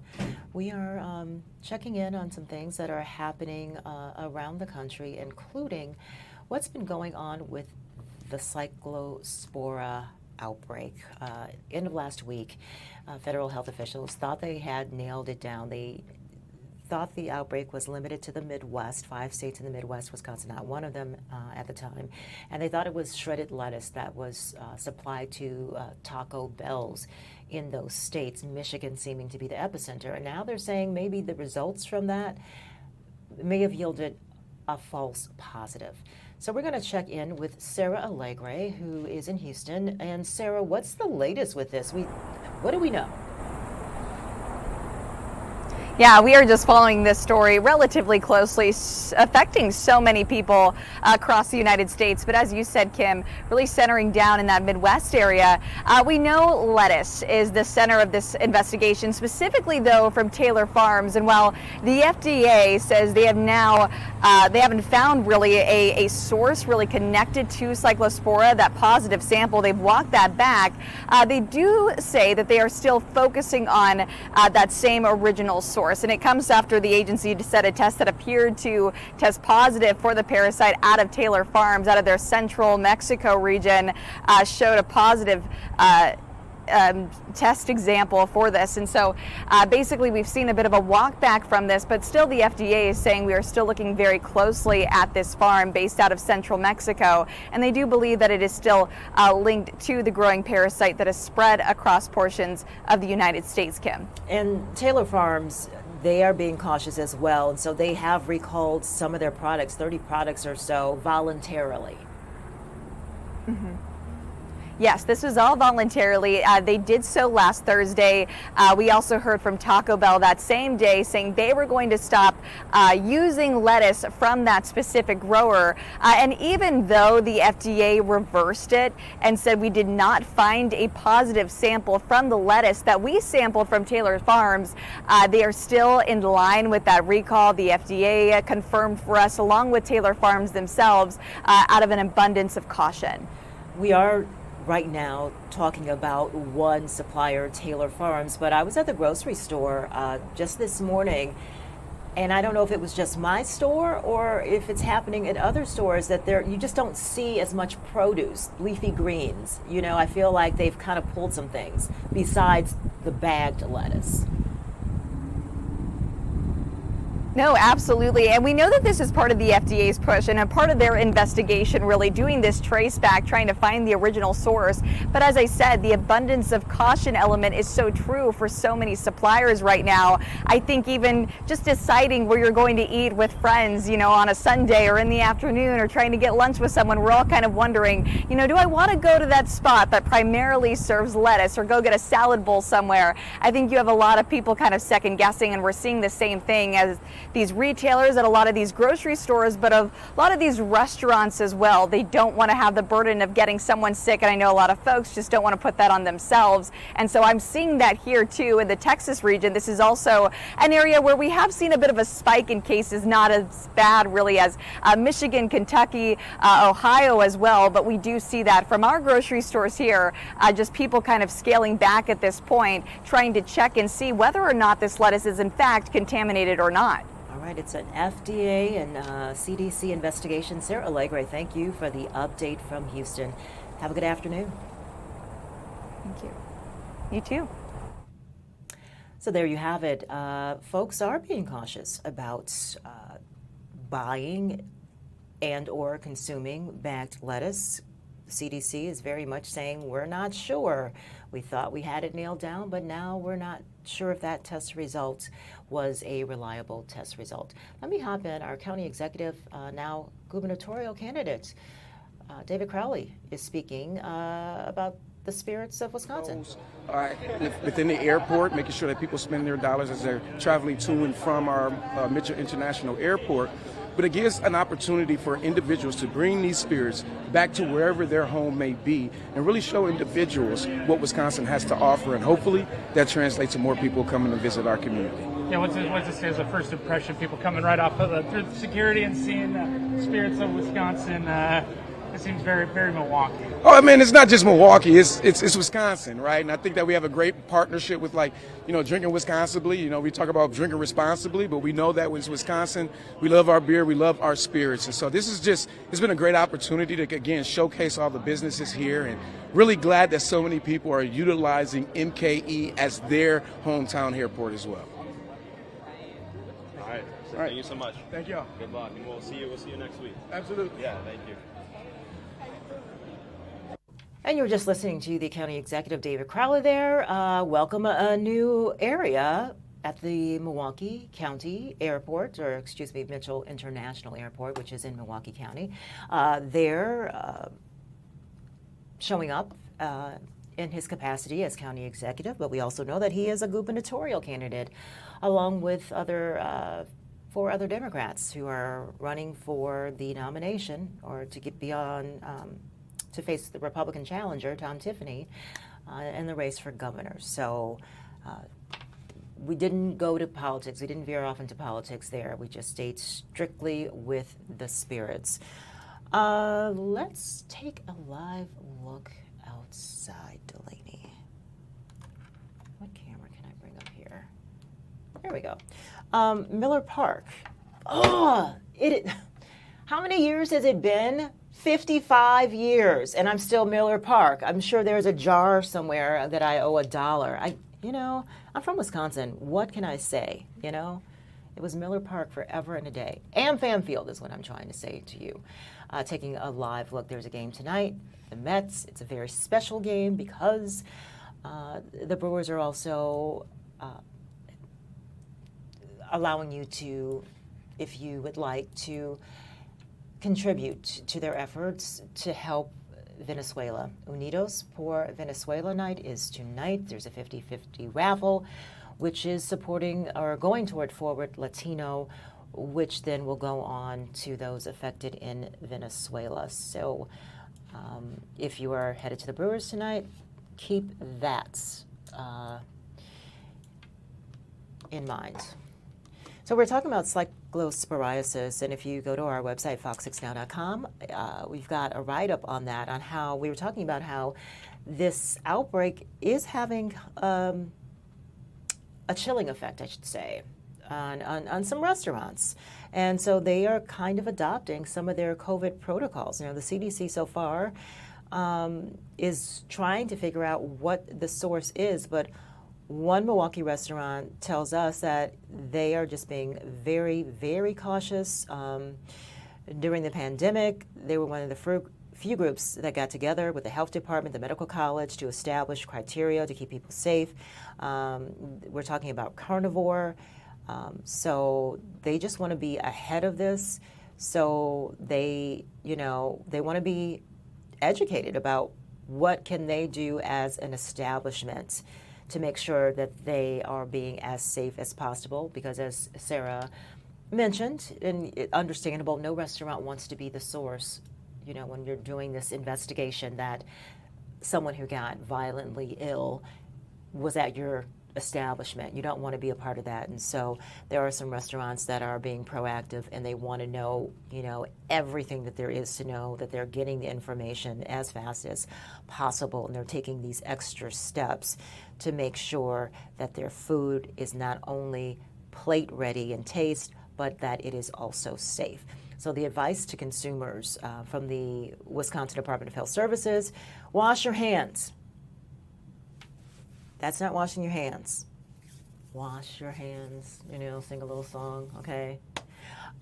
Make sure that you wash your utensils, your food preparation surfaces when you're at home, when you're handling raw produce especially. Make sure you rinse all of your fruits and vegetables thoroughly under running water, guys. Before the Cyclospora outbreak, I honestly posted on social media about this because I don't wash my fruit. In my head, I'm thinking, oh yeah, I'm just gonna spin the big wheel, and if it's a little bacteria on there, it's probably good for the, system, it's making it stronger.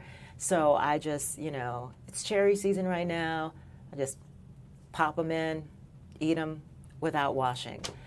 After this Cyclospora outbreak, every other one I'm washing. I'm not saying I'm I know, and I'm thinking, ooh, I'm taking a risk here. I mean, you should always wash your fruit and vegetables. The old days where you could do that, as a kid, when you were grocery shopping with your mom, and she would kind of, be over here, looking over here, and then you were leaning out of the cart, and you were like eating grapes and stuff. Didn't hurt you then, did it? I think things were different. I think we had less corporate farming, perhaps. But anyway, it just didn't seem like we heard of these outbreaks. And maybe they were happening. Maybe we just are better at reporting it.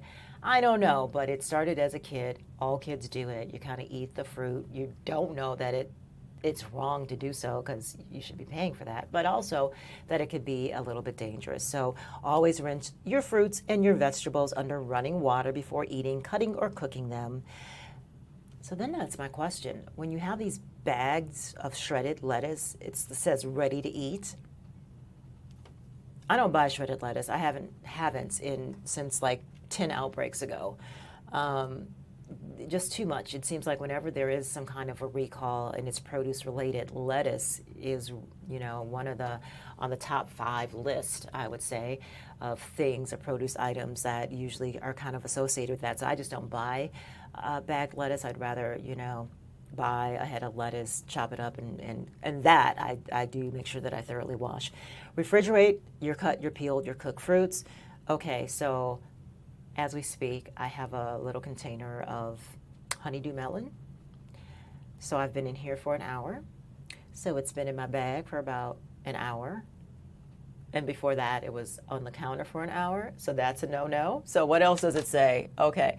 And cook your produce when appropriate. So all things, do as I say, not as I do, really. It is serious because this isn't just a little stomach bug that we're talking about. People are getting violently ill. I saw an interview where a woman said she felt like someone was just like slamming her in the gut with a sledgehammer. Like that is just how violent this parasite acts on our system. So it's serious. And we know that there have been more than 60 cases reported across Wisconsin since May 1st. So when in doubt, toss it out, and just stay up to date on what we're learning about this Cyclospora outbreak, as health officials, admit they are a little bit perplexed because what they thought was the culprit may not indeed be the culprit.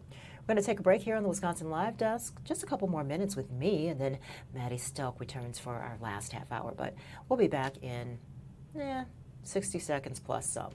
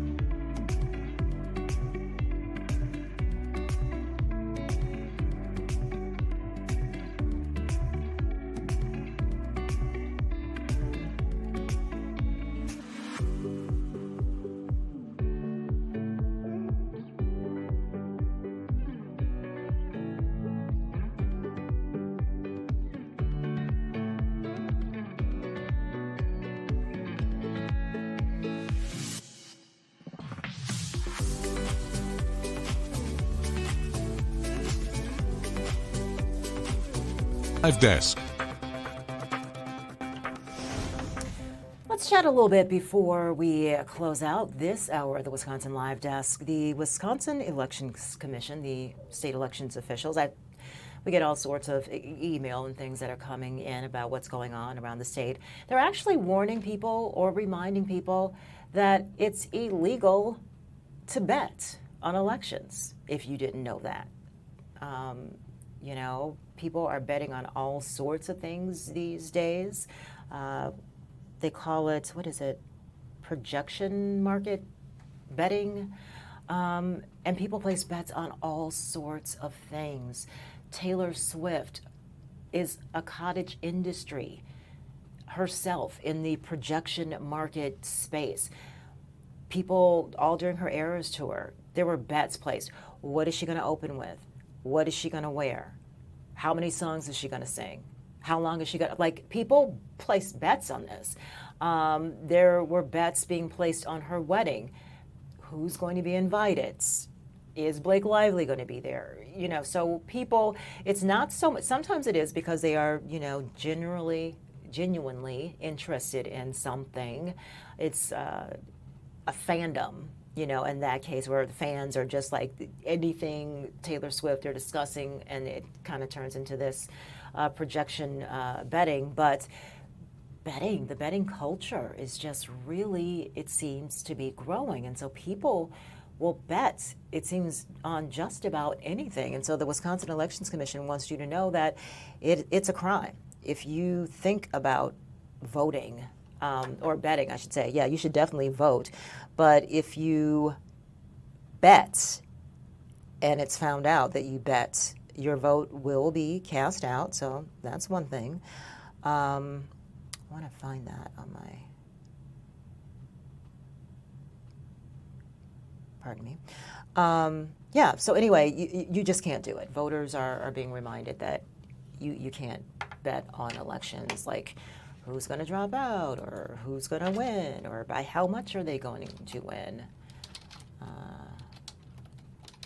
Let's see if I can pull up some more information. Yeah, Wisconsin Elections Commission says don't bet on your ballot. Warning voters against election gambling, saying if you bet on an election, it could cost you your vote. And the statement that they made is that we want voters to understand that they cannot legally make a bet on an election and cast a ballot in that same election. So you, I guess, can bet on the election, but you can't vote in that election. That's from Megan Wolf, the WEC administrator. We are not able to police someone placing a bet on these platforms, but it's important for voters to understand the consequences if they bet on an election outcome. So know that voters who place bets on elections and then try to vote in that election may be subject to voter qualification administration challenges, which means that it could prevent them from being able to vote in the future, and it could result in charges to a county district attorney. So just don't do it. There you have it. Let me see if I can find some Taylor Swift bets that were taken out.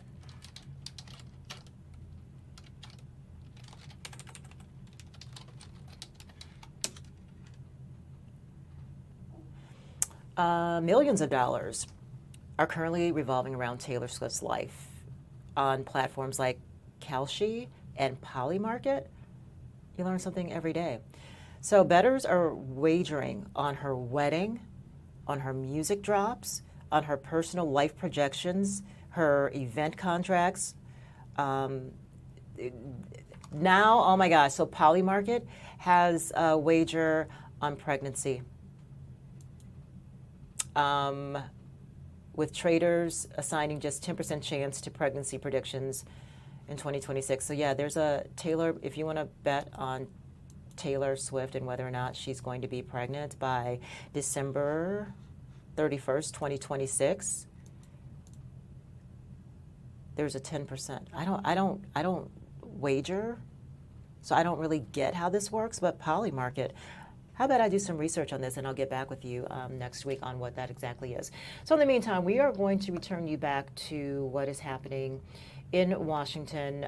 Republicans are pushing for more money for the president to continue the war with Iran being the principal thing there.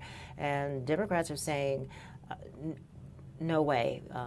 You know, they say that this was not a war that was even approved by Congress. So that this isn't, it's not a justified war because Congress did not approve. So let's listen in, and the next voice you'll hear is that of Maddie Stelk.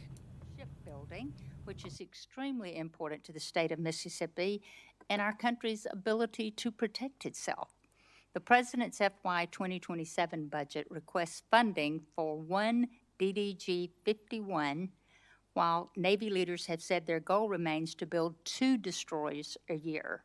And at the same time, the department is exploring options for using allied shipyards and overseas fabrication in future naval construction, which raises questions about the long-term role of the American naval industrial base or shifting work away from domestic shipbuilders. Shipyards like Ingalls in Mississippi, which I would love to invite you down to there.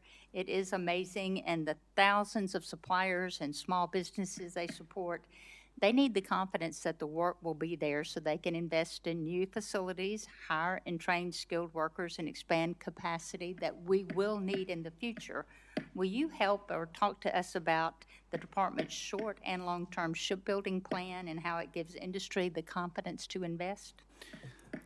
You just made the case for this generational investment because of the underinvestment, Senator, in shipbuilding in the previous administration. Just static, flat, bureaucratic, slow. We're having to revitalize that industry. And one DDG is a reflection of a backlog in capability. So as we ramp on more capacity, those numbers of DDGs, the workhorse of our Navy, will go up as we grow that force. The senator's time has expired. Thank you. Senator Coons. Thank you, Chairman Collins, Ranking Member Murray.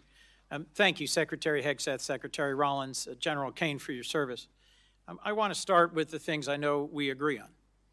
We agree that we should honor our fallen, that we should stop and remember them and console and comfort their families, that we should be mindful of the hundreds of Americans who've been wounded and injured in this war in Iran.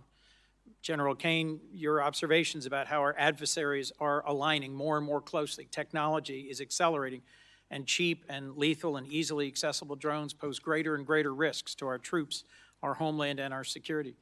And Secretary Hegseth, that we need to protect our troops wherever our president directs them, that we need to protect our partners and allies, and that the dangerous radical Iranian regime should never possess a nuclear weapon. I think we agree on all of these core basic points. Where I think we may disagree is on this supplemental and on the strategic choices made to achieve some of these core goals. We're 143 days into a war with Iran, a war of choice that we started with Israel, but did not include, consult, or incorporate our core allies, our NATO allies, our regional allies, the American people, and Congress. And the reason to consult and include our allies and Congress and the American people is so that when the costs and the length of a war extend beyond what we'd initially imagined, the American people and their representatives in Congress understand that sacrifice and can continue to support it. I think your first strategic mistake was to not consult the American people in Congress and make a clear case for the reasons behind this war. There have been many, lots offered, and I think our military has executed on the core missions: attack ballistic missile sites, sink the Blue Water Navy, attack their proxies, constrain their capacity. But I frankly think it was entirely foreseeable that Iran would close the Strait of Hormuz, would use cheap, lethal, widely available Shahed drones that they've led the world in manufacturing to attack our bases, our troops, our partners and allies, and impose real costs. Higher costs in fertilizer, in fuel, higher costs for the world, and tragically, increasingly higher human costs for us and for our troops. So, two questions, two general lines of questioning, if I could. Mr. Secretary, your question says, without these supplemental funds, we will face critical shortfalls that threaten our ability to pay our service members and sustain global operations without disruption. You've been asked repeatedly, there's $75 billion appropriated but unobligated. Can we really not avoid critical short-term shortfalls. What does that mean about the budget management within the department in terms of unexpected and unbudgeted wars? First, Operation Southern Spear, and then Operation Epic Fury. I would just note, I was sort of updated, 95% of that One Big Beautiful Bill funding will be allocated by the end of September in accordance with congressional intent. So these are things we said we would spend, and we told you we would spend them on, and we plan to spend them on those things by the end of September. So this is a new request based on new realities of a world we face, stepping up to meet that moment. And forgive me, Mr. Secretary, but that's... Hey guys, Maddie Stelk here on the Wisconsin Live Desk. Right now we're listening in to Secretary of Defense Pete Hegseth testifying right now before the Senate, along with others from the Trump administration, about a nearly $90 billion supplemental funding request from President Trump, and 67% of that, or 67.1 billion just about, would be for the war in Iran that's happening right now. So, of course, a lot of members of the Senate questioning and having a lot of questions about this funding bill, especially with the renewed strikes against Iran and the Strait of Hormuz that just started earlier this week. A lot of lawmakers there on Capitol Hill arguing that the war has already been funded too much and cost us too much here at home, as the Defense Secretary and others testify before them. We're going to take a quick break here on the Wisconsin Live Desk, check in on some local news we have going on here in Southeast Wisconsin. We'll be right back after a short break. Stay with us.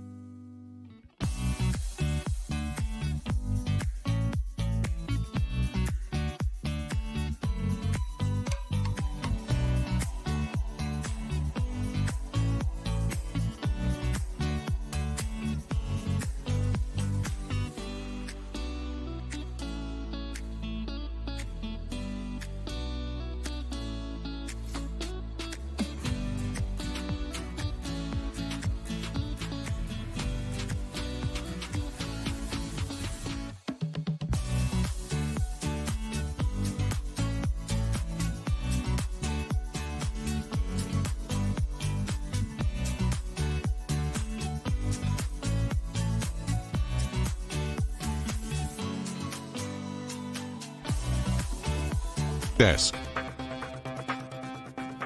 Thanks for being with us on your Tuesday afternoon. I want to take you out to Campbellsport now. This is a live look where investigation, or evidence gathering rather, has wrapped up here. We saw the Fond du Lac County Sheriff's Office here along with detectives after the case related to a 5-year-old boy who went missing back in 1983 was pretty much renewed here. This is a statement that we got from the sheriff himself saying, as a result of new findings, a larger scale excavation is currently taking place inside the basement of that home that you just saw there on your screen. Detectives are currently working in coordination with agents from the Wisconsin Department of Justice Division of Criminal Investigation and the Crime Lab to identify, collect, and process any additional evidence that may be located. Now, we saw from this shot here and also from another shot from our Durante Matthews, just kind of showing this excavation process. And this is a little bit closer look that we got earlier showing this. You can see detectives there in those white kind of jumpsuits collecting evidence from the basement and then bringing it in to law enforcement offices for further investigations here. So what we do know is the boy right there is Bobby Joe Fritz.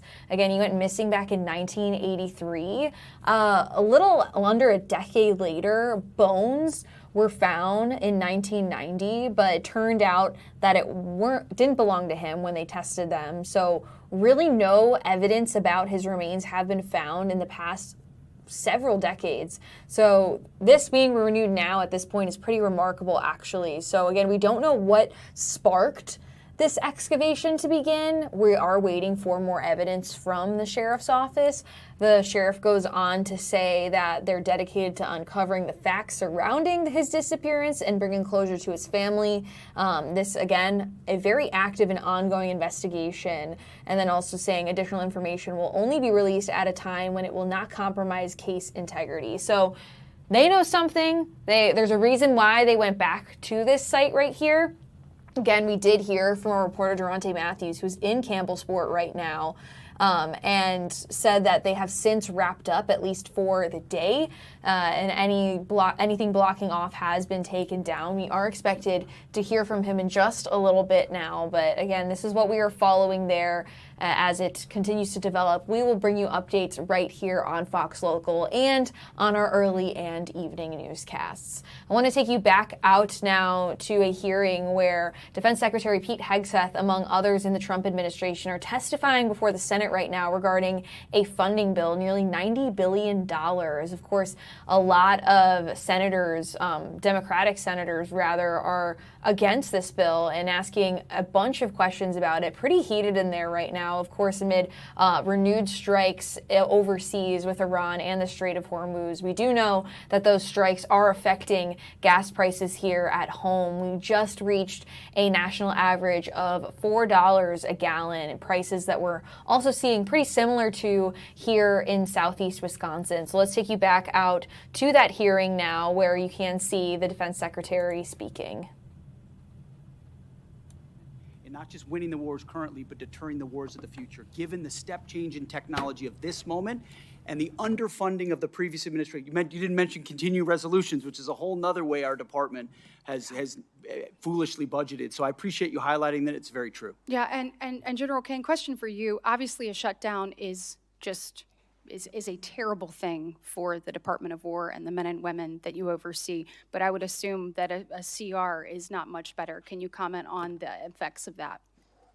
Ma'am, the department's done a lot of work to bind together founders, funders, and fighters as we look to the challenges that we face in the future, and a CR would hurt badly the effort to properly arm the joint force. I hope we can work together to do the right thing. Thanks. The people are depending on it. Senator Schatz. Thank you, Chair. Thank you, Secretaries and General, for being here. I want to start by paying my respects to First Lieutenant Tyler Feehan of Eva Beach, Hawaii, who was among those killed in Jordan this weekend while serving our country. His courage, selfless dedication, and unwavering commitment to duty reflect the very best of our armed forces. We extend our deepest condolences to his family, his loved ones, his fellow service members, and remain forever grateful for his sacrifice. Secretary, about 190,000 people in the state of Hawaii, believe it or not, voted for Donald John Trump. And I know a lot of them, and I represent all of them. And one of the reasons that they were enthusiastic about Donald Trump, and you, Mr. Secretary, was they thought that we were going to have a new foreign policy. And that I think, I'm paraphrasing, but I think you characterized yourself as a reformed neocon or some such thing. And people were pretty thrilled about the idea that we were going to, that America First in their mind meant that we were going to not do this kind of adventurism. And so I don't want you to answer me, I want you to answer them. And I want to walk through the sort of stated objectives of this war at the outset. Regime change. We now have a younger and more radical regime, depleting, eliminating their conventional missile capability. It's true that we've depleted their conventional missile capability. It's also true that anything the Department of War sets out to do, it usually succeeds at. So the question is not, do we kick ass? It's when do we decide to use kinetic engagement to extend our power across the globe. And it's clear that Iran still retains enough conventional missile capability to attack our bases and our interests in the region. Now, it's true that the Blue Water Navy is destroyed. It's also true, and you know this, that the IRGC has something that you may not call a navy, but it's got capabilities to touch us with drones and missiles and lay mines in the Strait of Hormuz. Right now, this is a Senate Appropriations Committee hearing where we're hearing from Defense Secretary Pete Hegseth along with other members of the Trump administration, where we did hear from Hegseth himself just a few minutes ago saying that the Iran war has cost the U.S. at least $37.5 billion so far. Again, they are testifying before the Senate right now to try and get even more money approved for the war in Iran, about $67.1 million to continue funding that war as part of a massive budget package proposed by President Trump. So Republicans, of course, pushing this, whereas Senate Democrats are pushing back right now. So we did hear from the Defense Secretary, as you can see right there, as members of the Senate continue to ask questions about this funding package. We're going to take a quick break here on the Wisconsin Live Desk for now, but we're going to check in with your forecast in just a few minutes. Stay with us.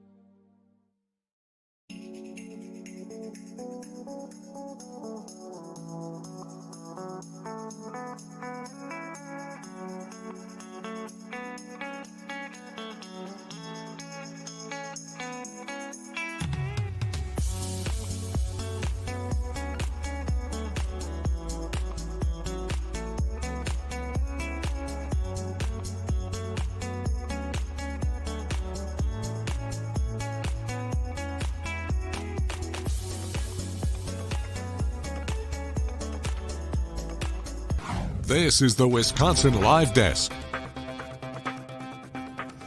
Got about 10 minutes left here together on the Wisconsin Live Desk, and then Fox 6 News at 4 will be taking over. Let's give you a live look right now from our Estabrook Park camera.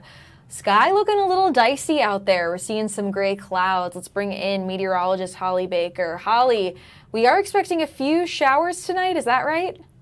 Yeah, it could be just some sprinkles that roll through the area overall, but I do think that we are looking to be mostly dry. We do got a lot of clouds though, and some of them look kind of, they look a little gray out there, so it does look like it's going to rain in some areas. So some areas could get a few drops. Otherwise, though, we are still going to be pretty dry. We're at 83 degrees right now, Maddie, and our dew points are at 60. Doesn't feel bad out there overall. It is windy, though. You'll notice that. Wind is from the northwest at 17 miles per hour. Now, we are in the 80s just by the lake here. 70s up in Sheboygan, right at 71. 79 in Waukesha, and a little cooler further out to the west at 78. As we go throughout the rest of tonight, you will notice, though, temperatures in Milwaukee will be dropping to the 70s for a little bit, and then we'll dip to the 60s, lower 60s by the time most people wake up. We have a cold front that's just off to our north, but we're looking at our satellite and radar here. These are the stray showers. So this is probably what you're looking at on that camera as far as those darker clouds with these stray showers. Now, once this kind of blows over, we are going to keep those conditions nice and dry, as we won't be expecting any more rain throughout the rest of the week. And even looking on the Sky Vision Plus, you're not really going to see much of that either. And we'll get majority of sunshine as well as we head into Wednesday's forecast. Wednesday is looking to be a mixture of sun and clouds, but you will see mainly the sunshine. And that's the same situation for Thursday. We'll get a mixture of some sun and maybe some clouds, but it's going to be overall mostly sunny as well. Friday, we do warm back up to the 80s, so we do get a break from the heat for the mid part of the week. So Wednesday and Thursday is going to be in the 70s, a little cooler, especially on Wednesday, lower 70s, and then at night in the 50s. Back in the 60s, though, as we head towards the weekend, and we will keep it dry for the first half of the weekend. Temperatures back in the 80s, 90s by the time we make it to Sunday, and then that's a chance for storms to come back in the forecast. And Monday as well, those storms will definitely carry over. So we do got a dry couple of days, but man, do we need the rain. Not necessarily any severe weather, but we do need the rain to kind of help with the drought conditions that we've been dealing with, at least for the entire month. So that's one thing I am going to be looking forward to, is being home and the fact that it will be raining and I can sit and just read a book, Maddie. I do miss that, because I know, of course, we don't want any storms, but I do think the rain is much needed. I was at the farmer's market over the weekend, and the grass was yellow and brown. So that rain is really much needed. So looking forward to that. And just the vibes when there's like some storms or maybe some rain and you're like going to sleep, or as you said, like with a book. It really is the best. So I am also looking forward to it. Hopefully it doesn't affect anybody's plans for the weekend, but of course we'll be keeping an eye out for that, Holly. Thanks so much for joining us here on the live desk. And we're going to get reports from Stephanie Barrichello, our meteorologist, at 4 o'clock. And then, of course, from Chief Meteorologist Tom Wachs as well. So keep it right here on Fox Local to get the very latest on the weather and if things do start to pop in your area. But luckily, do seem to be staying pretty dry for the next few days, but then the storms rather, will come for the weekend. Going to take a quick break here, and then we're going to wrap things up when we come back. We'll see you in 2 minutes.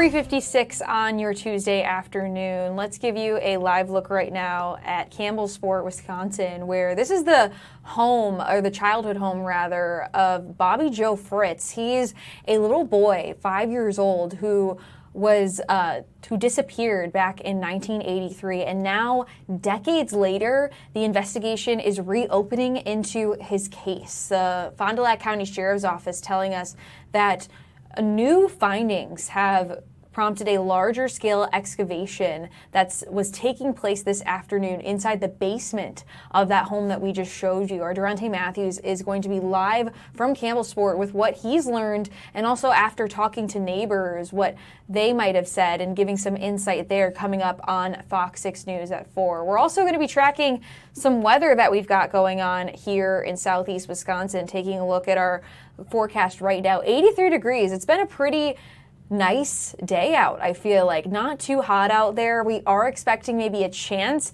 of scattered showers tonight in some areas. You're going to want to stick around for Fox 6 News at 4 to find out where and when things start to pop. Thanks so much for being with us here on the Wisconsin Live Desk today. I'm Maddie Stelk. Stay safe out there. I'm glad that there's really no more wildfire smoke. Air quality is clearing up. But again, you are going to want to stay tuned for Fox 6 News at 4 to get those updates as these stories continue to develop. I'm out.